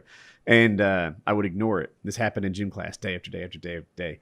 And moving along, 3 months later, at one point I said something like, if you keep talking like that, you're going to get slapped. And then she started begging me to slap her. I dare you to do it. Slap me, slap me, slap me. You won't slap me. You're a pussy. Didn't do it. It was either 1 or 2 days after that of her begging for me to slap her. After like, you're a pussy, you're a faggot, you won't slap me, etc. It was like fucking wish granted. And Like starting a lawnmower. and like starting Yeah. a lawnmower, and I hit her so hard. And to wrap up the story and fast forward, like I was scared to death. I learned later that she was dating the captain of the wrestling team, and he came up to me in the cafeteria, and I was like, I'm fucking doomed. And he's like, did you hit my girlfriend? And I was like, yep, I'm waiting for this. And he's like, yeah, I know how she is. Don't do that again. And that was how it wrapped up. Like, he was almost on my side. Yeah, he was. And the fight, even though he was small like me, would have been very lopsided. I would have gotten crushed. And I kind of knew it, and he kind of knew it, and just said no more, and that was it. I can just picture I that. shot a guy. Wait, what? Arms. Oh, okay. I shot a guy at the lunch table point blank with a this super rubber band thing and a plastic launching thing I had made for it, and shot him right in the eyeball, like across the table. And I meant to, not his eyeball, but his face. I was like, I'm gonna shoot him in the face with this. And it was like the projectile was, when you open a 20-ounce soda, there's that little plastic ring that like detaches. Mhm. I had chewed on that until it was flat, and then that I bent around the rubber band, and I had a legit rubber band. Like, this isn't something you'd find in an office. Like, I was like, and it hit him right in the eye, and he stands up and he wants to fight, and I'm like, well, I know I'm in the wrong here, but all right, let's fight. And we get we square off, and then he goes blind. I can see his eyes go blank. He's like real intense, and then he goes. And I was just like, for a minute, I was just like, maybe I give him a little jab here. Maybe I just finish him up real quick. I could take him out in 3 seconds. I could put a combo on. Go this Ronda guy's Rousey blind. on his ass. But instead, I was just like, "Are you okay? Are you okay?" And he's like, "I can't see." And I was just like, well, fucking sit down and don't tell on me. Why did you shoot him in the eye? I didn't mean to hit the eye. I just wanted to shoot him in the face. Okay, I'll ask again. Why'd you want to? Why did you shoot him? Like, did he do something to I deserve didn't- this? He's just a douche, You're right? You just taking didn't my like him. gold medal, I think. Like, these stories are pretty legit. I just did it because I wanted to. But his things are when he's a kid, and I'm gonna give a little bit of a pass That's to high that kind of school. That's stuff. high school. Yeah, that's high school. I would also you're mean to organize wait big- staff to this day at the age of 42. That's true. I would go buy Those two women bags- cut themselves after having to encounter Matthew Woodward. I would buy 2 bags of Skittles at lunch, and I would pass them out to everyone at my lunch table. And the game was this: I would pick a target somewhere in the lunchroom, and then everybody throws one at the exact same time. And with that kind of volley, you can be very accurate over long ranges. So clear across the lunchroom, I'd be like, that guy. And 8 fucking Skittles get hurled across the room. And you think, oh, it's just a Skittle. But when 8 of them just come down and hit a table, like, everybody be freaking out and looking around and stuff. And then we kept stepping it up. Eventually it was brownie balls. You get the brownies from the cafeteria, and they're the same consistency as like Play-Doh. So you can just roll them up into any form you want, really. So we'd launch those across the cafeteria. There were a couple times back in middle school, actually, I would get, for whatever reason, we had a fuck ton of soda, and I would just bring a bunch with me to school for a couple weeks, and I would give them out to all of my friends and the people I wanted to be my friends, and the people I hated that also sat at the same table, I would exclude them. And then they would ask me for soda, and I would say, oh, no, these aren't for you. These are from Oh, friends. so you were the pop man. Yeah, I You was a were pop man. And then saying no. this is worse. What I would take with my excess ones, I would walk home to school every day with these people and the losers that were following us that I didn't like. The excess ones I would go in the middle of the road and spike them in the street and watch them fly into the air as cars drove by. That sounds like a waste of soda. See, I have a good is. one where I was transitively an asshole. So I wasn't immediately affiliated with it. So we had this teacher in high school who was like legitimately going blind. Like, he couldn't see light yellow. He couldn't see yellow very well at all. We could deftly play catch with tennis balls in his class while he was talking to us. And as long as they were brand new, catch it, throw it to someone else. He didn't know what was going on. We put a doll in a seat one day for a kid that was out, and it was like one of those like blow up, like it was not blow up. It was like a straw doll for like one of those field day things they were doing, and they put it there. And at one point, he was like, "Jared, care to comment?" And he's like, "Nope, guess not." It's just like, and then we kept going on with the class. And that one just came back to me. This is the other one, is we were supposed to do this. He made us turn in our essays had to be longer in that class because he couldn't read like the 12-point font as well. Really nice guy. But he made us do a big presentation on a piece of poster board, and it was like about some history shit, like maybe a Renaissance era, and we did it. We did everything correctly. We all did it as a group. I thought that it was going to go off without a hitch, just a regular presentation, boring. And the like troublemaker in our group, who was selected to be the presenter, because there was only one person presenting and the other two people did the work. So it was like, all right, I can do this shit. You just don't fuck it up when you get up there. He had written in highlighter in the background of all the details of it so that all the kids could see it, just wrote, "You are a fag," on the poster board in highlighter. And so he got up there and like my name's on this project. And so like, he got up there, like standing up there and like me and my other mate are just like, oh, Jesus Christ, we're so fucked. We're so fucked. This is going to work. And he gave the whole presentation. Everybody's laughing. The teacher's just like, now, the Baroque era isn't that funny. And it's like, has no idea. But so I wasn't immediately associated with that, but it was really asshole-ish. Yeah, it's pretty bad. Wow. Yeah, you're really taking advantage of Blind people man paying tricks. teacher. That's a great Yeah, he had to story. quit. Next level stuff right there. It sounds Went like you're fine. just perpendicular to assholishness, so I'll give you a pass on that one. I had that wasn't me. my story is not nearly as entertaining, but we had an old teacher. He was like in his 70s, and he just lost his ability to give a fuck. Like it didn't take us long to figure out that if he came late to class, there was no punishment.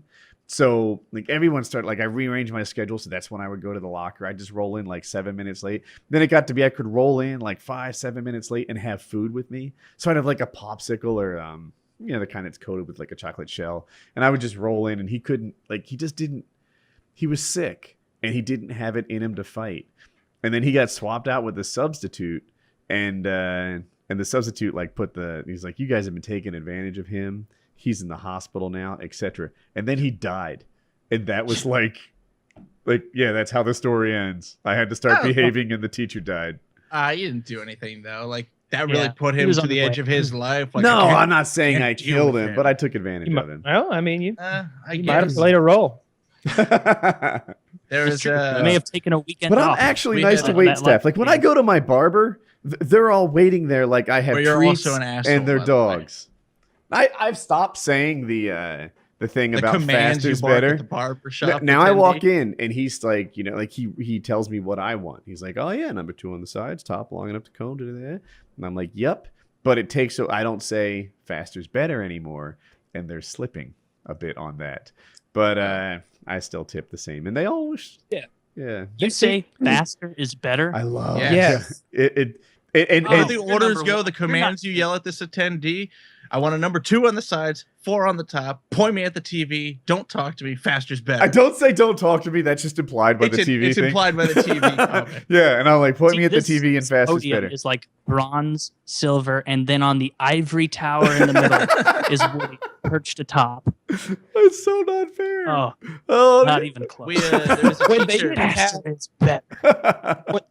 that time that they didn't have our hotel reservation, I was so shocked by how restrained he was. It was ridiculous. That's the one time I've seen him like they. I think it was because there was this whole other melodrama of like this other They were fun. customer. He was there, and long story short, he had some cold soup, but he'd eaten it. But it and so was- like they were like, "You ate it." It was So- full on so- cold. He's like, it took 2 hours to deliver my soup, and they gave it to me, and it was essentially a drink at that point. Like it was just room temperature, but he ate it, like Hal said, and there was a big drama over whether or not he should pay for the freezing And soup. manager is like, you could tell by the way the manager was talking to this guy that like he's perfectly fine with the option of, okay, well get the fuck out then. like that's clearly one of the manager's options here. Like just the way he's talking, he's like, well, I don't know what you want me to do for you. Like what do you want from me? You ate it. What's the issue here? You didn't enjoy it? Like and he was just like giving this guy no slack whatsoever. So when he kind of came over to us, we were kind of like, I don't want to fuck with this guy. Like he won't give us anything. Like we just need to be like concerned and upset rather than assholes. I think that's what happened there. But normally I think we would have let him have it a little more. At first we did. It was just like that scene from Seinfeld where he I has the stole it from reservation that panel. scene. You did. He said it to her. He's like, I don't think you know how the reservation works. Yeah, because we reserved a room and they didn't have a room for us. I'm like, Yeah. do you know what You reservation? catch, Go on. yeah, you catch more with those customer service situations of like they don't have something for you. If you just like exactly what Kyle said. If you play up like the concerned, like I'm just worried it's not going to work out correctly, instead of like the what the fuck, what kind of operation are you running? Like they're going to give you the benefit of the doubt 10 times more often. What'd you do? Sorry, there's a fly in my face. Oh, yeah. Okay. I'm just all concerned about whatever invisible thing you're swatting at. Yeah. I thought they were like some spirits or something. No spirits. You've been. So I'll ask: is this been an exercised. asshole thing? In middle school, we had a science fair. The previous year before that, I did an experiment, and those suck and are boring. So what we did, I came up with the idea of building a book report book stand. It was this wooden thing, really nice. Me and my dad built it, and you put a book on it, had a notepad thing on it, secure the book. It was really cool, and it was done so well that the teacher judging the whole thing thought I cheated and bought this at a store somewhere, and I was DQ'd. So me and my friends peed in her gas tank. Oh, wait, what does that do to the gas tank? Does it ruin the car? I don't know, but it Make felt it go really faster? It felt like a bad thing to do to a vehicle, so we peed in her gas tank. All four of us. It's fun. Time to pay the How'd you bills. find the time? It was after school. What do you mean? How did I find the time? I'm a kid. Yeah, like how far away is this car that 4 guys can just line up and? If you used put to water in a concurrent- gas yes. tank, it just doesn't run as well. And I Yeah. imagine it's a similar effect. Yeah, I don't know what happened after that. We didn't stick around to like watch her start the car or anything. My cousin has had his gas tank sugared, and that That's caused- awful. That'll that seize the ruined whole it. engine up, right? It did, Yeah. ruined his car. Is that what happens? Yeah. It was very Why bad. would it yeah, seize the engine? I'm I not don't know. exactly sure, but I would have think guessed bunch it of would hard clog the particulates. fuel injector. Like that would my guess would be a fuel delivery issue. perhaps. I don't know. That's I- what I've always heard. That and salt, I think. They'll just How much sugar do you need to put in there? I have no Probably idea. a lot, right? I wouldn't Probably, think so. I would think if you Really? get like, I bet a cup of sugar would ruin your car. well, a cup is a significant amount. I think. Yeah, that would do it. Yeah, coffee. Well, I mean, I don't think you put a sugar packet in there, but a coffee cup full of sugar, Right. fuck your car. Well, So I think we've definitely. I rank it this way. I say Woody's number one asshole. That's not even in question. That was given a long I time think ago. I take number 2 and and then it goes Taylor and then Chiz. That's my personal opinion. But we're all Yes, bottom broke half. people. Yeah, I don't think No, any of us only are they very are. nice people. Only they are. yeah, me and Chiz are fine. Bottom half of the rankings may as well just be. We same. can still run for political office. In other words, I can't. Or Jesus fuck. I Yeah. can't possibly run for office. Whip and you be like, like you can be worked out with the guy beforehand and be really shitty to him. Oh, can we talk about me being shitty to the waitress? Because I still defend that, and I think Taylor will have some fun hearing about this. I'll go Oh on. yeah, I would like. Can I to- tell the story, or would you like to? Because I feel like your version is awfully skewed, and mine will just be. Give us the true story. Go ahead. All right. Kyle. So we spent all this time in the woods, right? Like, and I know the chicken was there, but I ate one little. I didn't eat any of the chicken. Realistically, I don't think I even swallowed what I ate, and there just wasn't a lot of food. And I'm used to eating a lot, and I was walking a lot. I did lose 9 pounds. I started at 183, ended up at 174. So I was hungry, really hungry, hungrier than I'd been in a long time. And I just had like an aching pain in the bottom of my stomach, and I really wanted that food. So we decided to go to Longhorn Steakhouse. And we get there and we order our food, and we it's supposed to be on the way. And she asks me, she says, well, which would you like first, your soup or your salad? And I said, whichever you can get to me the fastest. 15 minutes later, the bread's gone. The appetizer still hasn't come. All of our drinks are empty. Chiz ordered a coffee at the beginning of us getting there, like 20 minutes ago. Still doesn't even have his coffee. All of our drinks, like I said, are empty. Like we need refills. Everything's gone and nothing has come. We've ordered soups, salads, and appetizers. It's not there. And I was just coming unglued. And I go to the group. I'm like, am I being unreasonable here? I'm like, I'm fucking pissed. I was like, I want my food. And Woody's like, I give you permission to do whatever you need to do. And I'm like, I'm about to make a goddamn scene. I was like, they already stuck us with the chunky, unattractive waitress. Like, Ugh. Yeah. we got right the away. bottom of the barrel waitress. There were much hotter waitresses. There were 5 were. hotter, and the hottest one was smoking hot, just huge tits and a big like country western Second ass. hottest one. And that's what I wanted right then. I wanted to eat that steak off her big country western ass because I hadn't had sex in 5 days and I hadn't eaten anything real in 5 days, and I didn't care which I got first. And I got this fat chunky motherfucker, and she's just not showing up. She's back there eating her food or something. And I'm going to the group. I'm like, what's the deal here, right? Like Chiz, this is fucked up, right? He's like, yeah, fucked up. And even Patrick's like super polite British ass is like, yeah, this is a bit weird, isn't it? Been a while. And then Woody's like, yeah, I give you permission to do whatever you want. And I'm like, I'm about to fucking throw my drink in the fucking floor and be like, I made a mess. And while you're here, where's our shit? like I'm about to like take this glass that's like full of ice and lemon and a little water now that it's all melted and like fucking sling it in the floor and make a real mess for her to come clean up. So she has to bring us something, or at least I can communicate with her because she's not even coming within sight. She's been in the back for like 20 minutes seemingly. So finally she came. She had her food, and I asked her. I have this part on video if anyone would like to see or hear. Wait, everything at once? Did you bring out the soup, the salad, and your appetizers, and the entrees all at once? Not the entrees. The entrees came later. In quick order. Ah, bitch. I hate that. I feel like I'm on their time then, you know? Yeah, like they're rushing I feel me like out. She was just making there was a serving tray back there, and as each item came up, she was putting it on it, and then she's like, oh, 1 trip. And like, no, you owe us 4 trips in the first 20 minutes. Can I jump like, in on this? Yeah, go right here's ahead. The thing, the infamous Woody's terrible to wait staff incident. We got the tone there. of his voice, like he's tricking you. We got there, we ordered, and 20 minutes had gone by, and we hadn't gotten anything. Not even our drinks yet, right? And Kyle's like, it really was you being a dick, Woody, because that guy had to find someone else working there to open the beer. Which is kind of true. But there was the bartender sitting there, making eye contact with us all 20 minutes. This guy was just fucking off the reservation. On the other hand, the time that Kyle flips out, it was 15 minutes, not 20. We had all gotten our drinks. She had served us.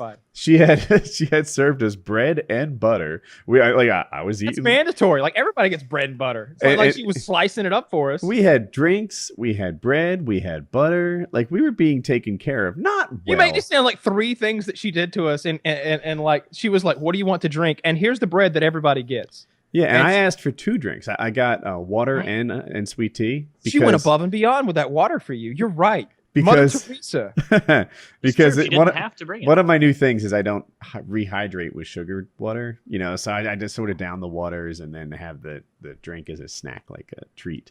Anyway, so we had like sort of been taken care of. Now Kyle's right. And 15 minutes is a little slow for soup and salad, but I'll tell you, when it comes to who's the bigger dick to wait staff, I hand my crown to you. I disagree. And in my defense, here's the thing. I don't know about the times. It's hard to say. Was it 17 minutes? Was it 12 minutes in Chicago? The things that stuck out to me as difference makers in the Chicago altercation was their waiter was underaged and he couldn't open up the thing with the alcohol. And I think they have a thing where like all the drinks anyway have to come out together. And so he's like, well, I can't bring Kyle his root beer until I bring Chiz his real beer. And I can't bring Woody sweet tea without Chiz's, beer in tow as well. So I think it took him a while to get a key for that. It took him too long, I'll admit. But when the manager came over and asked if everything was going okay, there was some discussion about shouldn't we have already been served and what's the fucking problem? No. I did not curse at the manager. That's the thing. Oh, get Chiz right now. I got 1,000 says you dropped an F-bomb in front of the manager. Don't even. F-bomb in front of the manager. I don't know. Loudly. Okay, like bitch. a what the fuck? Like it was one of those.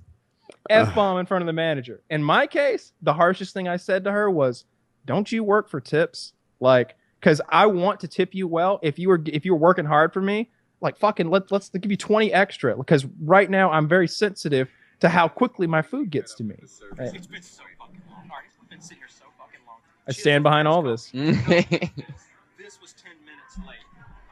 No more bread. We're hungry. No more bread. We've been sitting here 15 minutes. Nothing. Look at this. It's clear. This time it's not even She me. asked me, which do you want first, your soup or your salad? I said, whichever one you can get to me fastest. Here she comes. Oh, she's in a hurry. She's done. She's done. He's big talk. She's done in this establishment. I've got connections way up the Longhorn ladder. My Russian friends. I was saying Like she's done it. She's actually made it here with the food. That's what I was saying. And then I was totally up for like clapping for her as she came. He was clapping sarcastically Yeah, as nobody she wanted- got there. Okay, He wanted us all to clap. I didn't follow. I didn't catch on at nobody the wanted to time. join in with my I with my understand clapping. why you were being, kind of bitchy at her, seeing as how you hadn't eaten anything but a chicken that became your friend in the last 5 days. Like The that's best it. part is Patrick. After like I say all this shit to her and verbatim pretty much what I said that I remember. I know I asked her if she worked for Tibbs, and she didn't say anything, and I was like, "Cause come on, like it's been too long. Like I want work for me here." I was like, "Work with me here. Let's go. Come on." Did you I do was- that? You patronizing ass? No, Work he with didn't. me. He was like, "You work for Tips now, don't you?" No, Like it was much closer to my version than Brooklyn time. "Come on, same team, let's do this." No, that's totally what I was going for. You don't have this part recorded, so so I'll tell the story any way I want to. No, it was like, "You work for Tips, don't you?" Like it was clearly a threat. yeah, okay, yeah. That's the second time you said it is closer, but it wasn't super pronounced. I was trying not to be a super dick, but anyway, I was being rude to her on purpose. I really was, if I'm being honest, and that was the point of it. She needed to be rude to, like I needed to, like, hey, wake up, you're fucking up, and nobody's gonna call you out on it. But like, I'm paying you right now, like, and part of our decision is how much above what you normally get you deserve. So like, don't you work for Tips? Like, come on, like we're hungry. Take care of us. That's Do you know literally what I said. why Kyle was so much harsher on this woman who got us drinks and bread immediately and then She's took ugly. because she was ugly and she was fat? Oh, bring a I would have made that cute girl cry if she treated us like that. I don't care. I certainly was like. He was nicer to the handsome dude than he was that fat chick. Was As there we a should handsome? be. There was a Are you handsome talking dude about at the Chicago place. Yeah. The pizza guy. Oh, the pizza guy. Like, I don't think I really talked to him at all. Like, he brought my shit in a timely-ish fashion. I felt like I didn't feel like I wasn't all that angry about the drinks. I don't think I was that thirsty. Maybe But that's we the were difference. hungry, and I wanted my shit. And so after she left, like Patrick said something like, in London, I'd be considered very rude. I was like, it's considered very rude here too. That's why. I was like, I was aiming for very rude when I said that to that lady, and like what? Bullseye. Yeah, Congratulations. Yeah, Yeah, well, it sounds like you were kind of being a dick, like just based on the. It's not unwarranted dickery. And I honestly. asked the group, to my credit, I feel like I was like, hey, look, guys, this is upsetting me. I'm about to melt down here. Is this warranted? And even Woody, everybody was like, yeah, let her have it. Like, yeah, it's been too much. And especially Chiz. Like, as you can imagine, Chiz was just as motivated as I was to get some food in himself. So like, he was like, yeah, bitch ain't brought me he wants that coffee. It's his drug of choice, Like, he needs caffeine. See if they have cigarettes. At a restaurant. So how much did you tip her eventually? 7%. Yeah. I tipped Too her like much. the polite minimum, I would say, which was like $9.80 or something. Something Mhm. like that, yeah. Yeah. Because if you were really me, you could have been like, well, like I tipped her $50, so she didn't be complaining. But, And here's one thing to note. Just think about this before you think I was too big of a dick. After I had that little talk with her, the service quality improved 500%. It did. If I Even had the to, manager came along like, hey, you guys okay? You happy? And Kyle's like, she told on me. yeah, she totally went back there and got this little chipper little manager bitch to come out and tell us. Yeah, I was not. Blooming onion. Yeah. I was she caught me off guard. Like I'm just eating and she's there. Hi. And I'm just, what the fuck? What are you like? I was like, hi. Like, what are you doing here? Like, I don't kick me out before I can finish. Yeah. Give me 3 minutes, then berate me. The worst part about after I ate that, I ate a New York strip steak, a big bowl of potato soup, which was undercooked, by the way. My soup was awful, and I didn't complain, didn't say a word. That salad, which wasn't very good either, but I ate all of it too.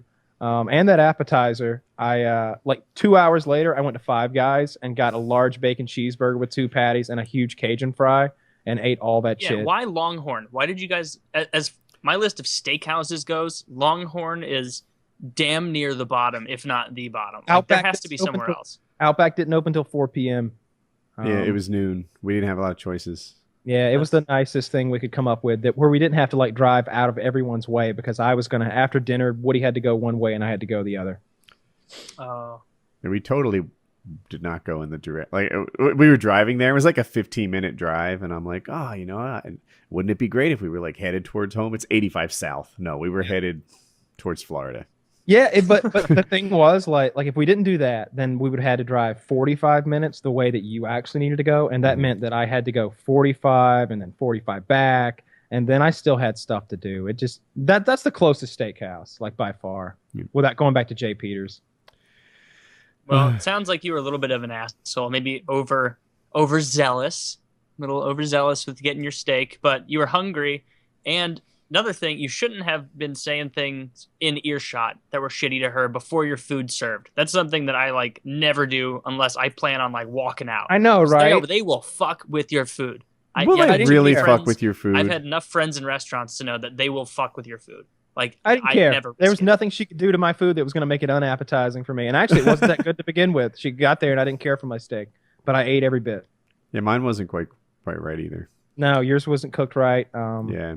Neither was mine. But I was just in a more chipper mood. I had a bunch of trees in my yard removed because they were dying and like rotting. And these people destroyed my yard. It's as though I paid for a tree removal and lawn destruction service. Like so like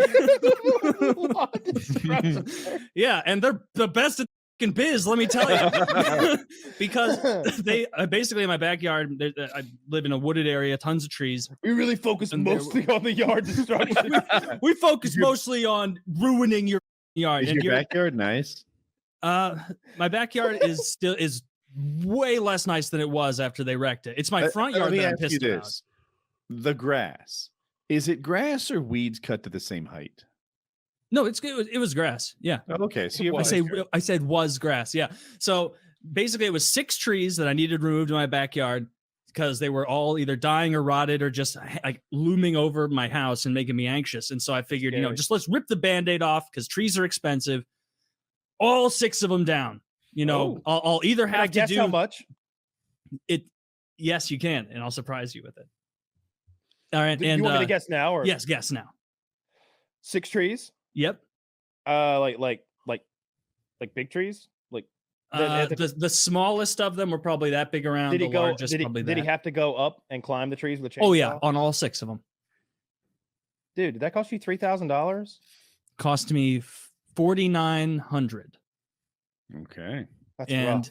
And I guess it's more expensive sometimes. Like they charge you more depending on how much it's like how close it is to your house or whatever. It's a couple of them were like right. It was $800 for me for one. So I was hoping you got the like bulk discount. Dude, that was the bulk discount. Holy shit, that's the math. $4,800. Yeah, that was the big, because the guy like this is the one part that was decent is when I was calling around about it in my head I'm like fuck it, it's gonna be $10,000. And when I called him in December, the dude was like, yeah, nobody gets trees removed in December, so I'm just trying to keep my crews working, because so here you'll get a super cheap price. And I was like, all right, that works for me. And they come and they start removing the trees. He tells me it's going to be a 1-day process. I'm no genius, but I was even in the moment like, what do you bring in like 50 people to my house to like just like all at once? Like you're like, no, this is going to take longer than that. And so he comes on like a Thursday a few weeks ago, and they start doing their shit. And the next day was obviously Friday.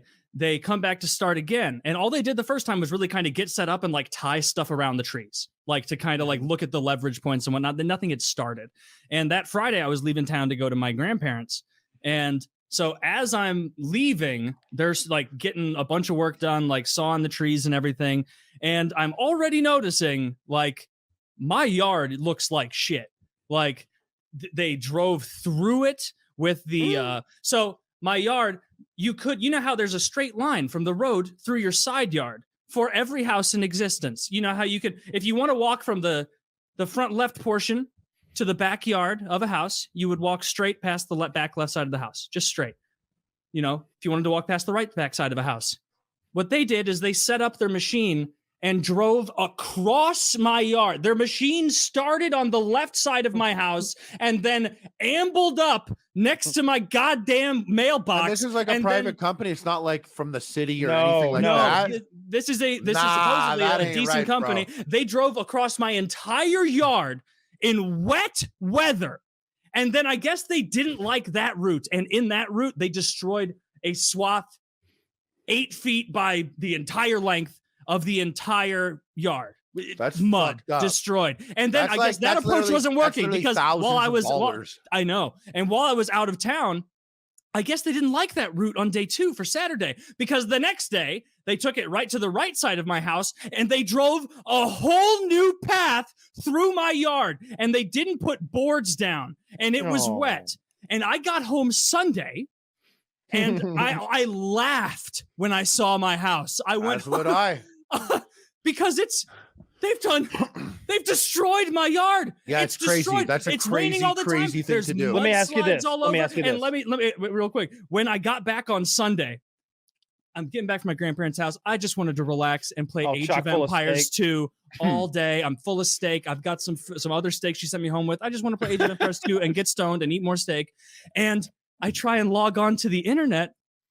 I have no internet. These guys now we dug got so problems. deep into my yard without the board, with the tracks on their machine, that they physically severed my internet line. It didn't unplug it. It didn't misalign it. They drove so deep through my yard, they severed my fucking internet line. That's fucking crazy. And Honestly, these I would fucking I would cunts- fucking eat their Oh, children. Praise be Dude, to Allah. this guy, they praise be to Allah. Fucking dude, These love me. guys, Fucking they came back yesterday because the guy told I knew something was amiss because on the Friday after I left, Something's a amiss. lady from the company You're like called me lawns torn and up. was You're like, like, something's amiss. hey, there's a bunch of stuff with your yard. We're gonna take care of it. And I was like, at my grandparents. I'm like, okay, so it's even worse than it was when I left.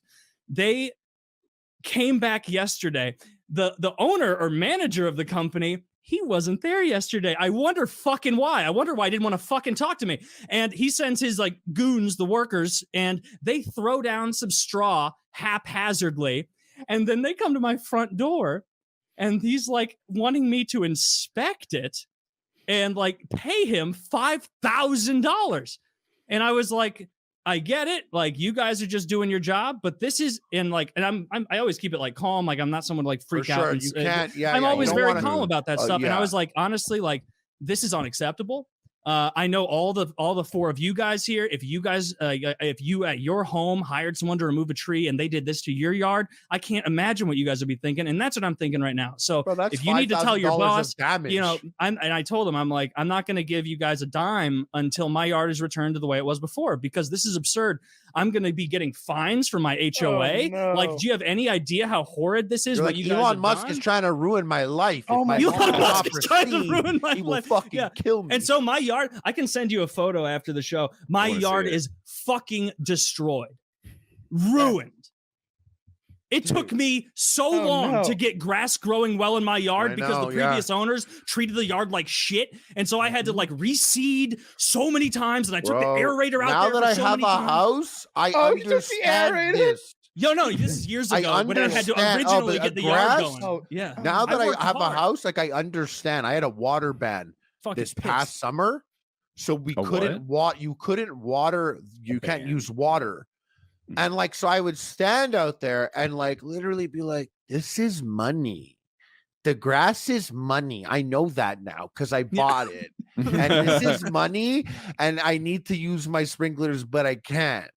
Yeah. And like my neighbor across the street didn't give a fuck about the water ban. And I did sit there like looking through the blinds and I was like, if I was a little bit angrier with my life, I would snitch on you. I Let me ask you a understand why question. some neighbors do shit like that. I'm like looking out the window. I'm like, he's not allowed to be watering the lawn right now. Dude, But he's why fucking don't you just doing water it. it? I Shut that respect down. him. why don't like what would they do if you just had a tank of water? And if anyone asked, you'd be like, "Oh no, that's from that tank of water." Well, where do you get the water that goes in there? No, I truck that in. It's rainwater. That's You rainwater. could do that. I understand. This is like an advanced, advanced lie. Like I understand. I kind of like that You strategy. don't of use it. that water to water your lawn. No, I understand. I understand. You just It's gonna have a tank come. of water that Then they always come, they're stays like, I have a not tank of half water. full. No, like I literally, like, Evaporational, like, no, take you're care right. of. But you know what you're right about is that you could pay, like, if you were like really didn't give a fuck about money, you could pay to have like a water company come and literally do it because they're allowed, because they're bringing water from elsewhere. Water is heavy, all that. But if I paid, instead of paying that, if I just paid a truck to come by every day and refill my water, and it was like just my buddy in a truck. Yeah. That's what my company does. We have a water truck that's fucking empty. Right? We drive it around and charge you half of what the actual water truck costs.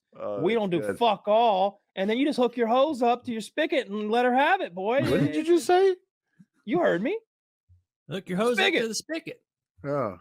Y'all Is don't have spigot not a Canadian? Yeah, we don't. I don't think you're allowed to say that word. Spigot. What? It sounds Spigot. weird when you say it. I don't like. Does that. it?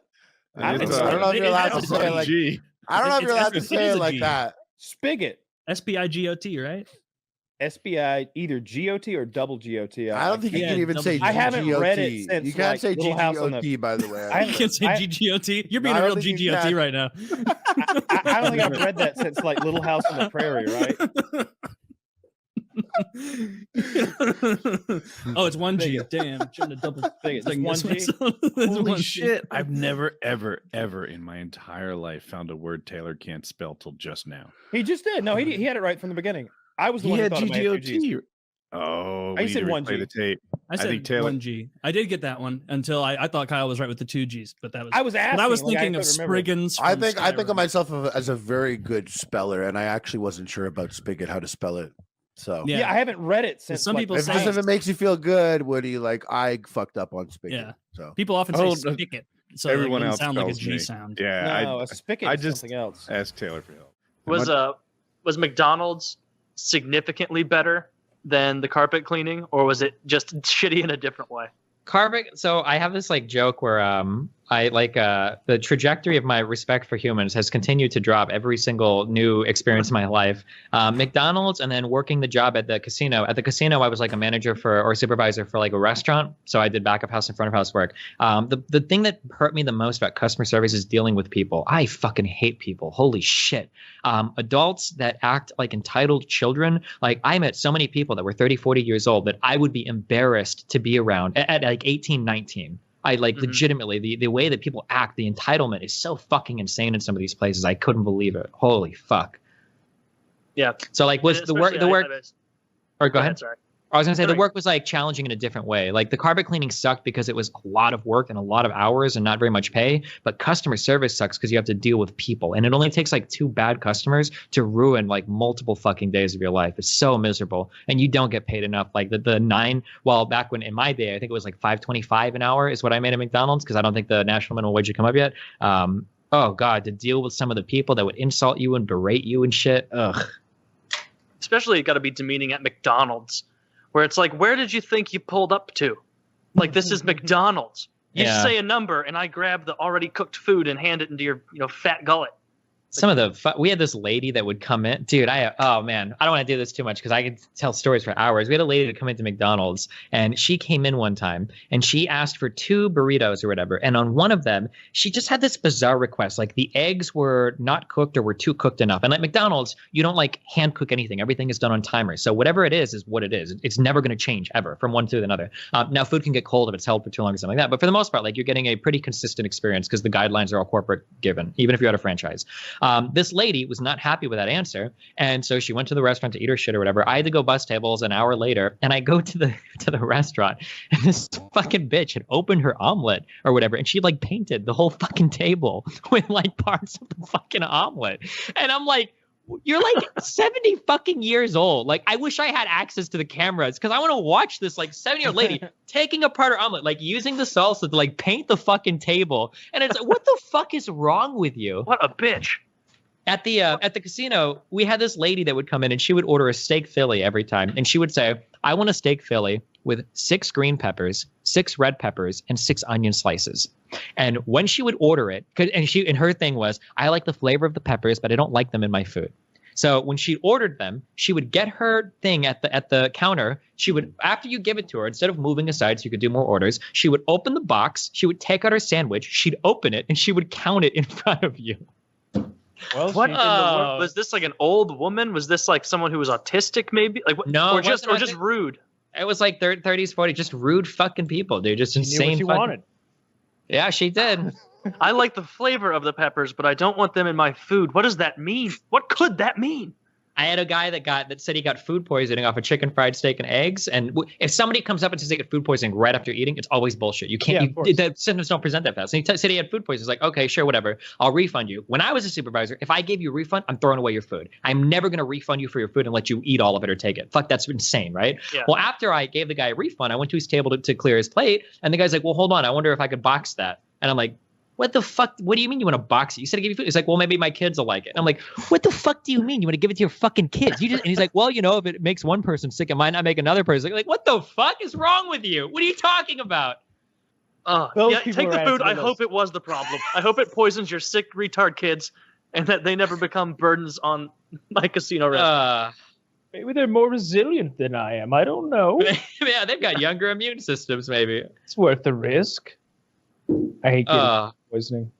There was a time when it seemed like I was getting food poisoning like once every 2 months or something like that. I was traveling a lot and eating in a lot of restaurants, and it just kept happening, just over and over. It's the worst thing ever.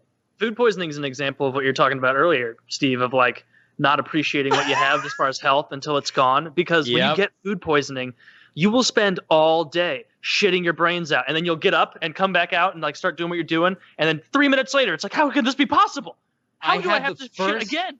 The first experience in my life I had of this, like maybe not even a year ago, where I got to hang out with an awesome girl over the weekend. And before I left at the airport, I ate like a cheeseburger. And for the first time in my life, I had food poisoning. For a whole day, every 15 minutes, I had to go take a shit. Every 15 minutes. When I got home, that stream I did like the whole day, I was like, listen, okay, I want to give a shout out to all my bros with IBS, irritable bowel syndrome, any Crohn's guys out there. What a and it actually this actually really bothers me on a personal level.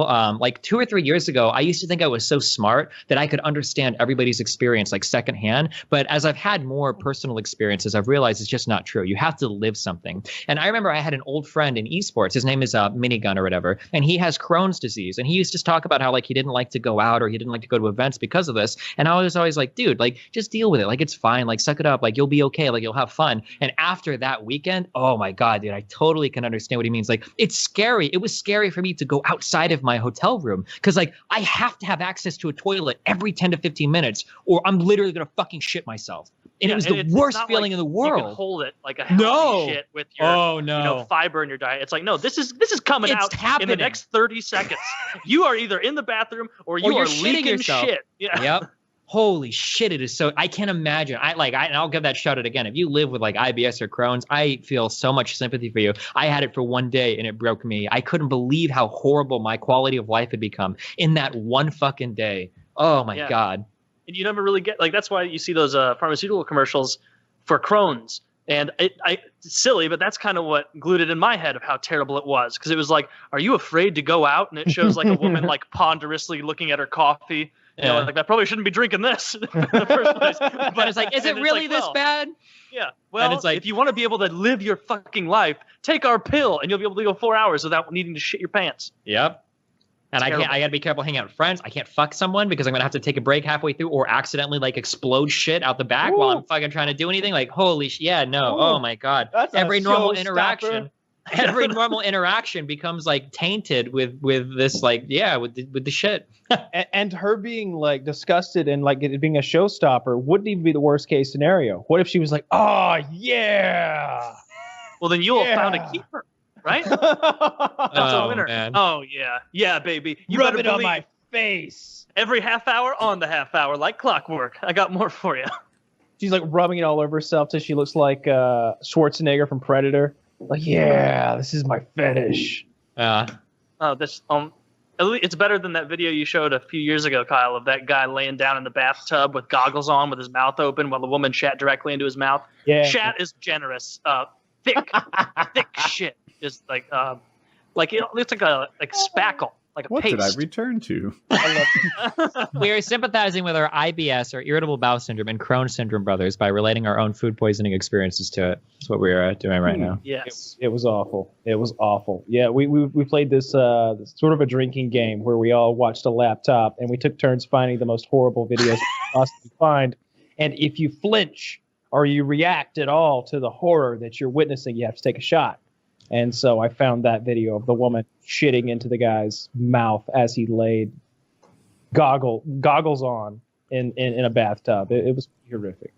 Have you? This is. Oof, we're getting really dark. Do you want to stop and do our little? Or Yeah, let's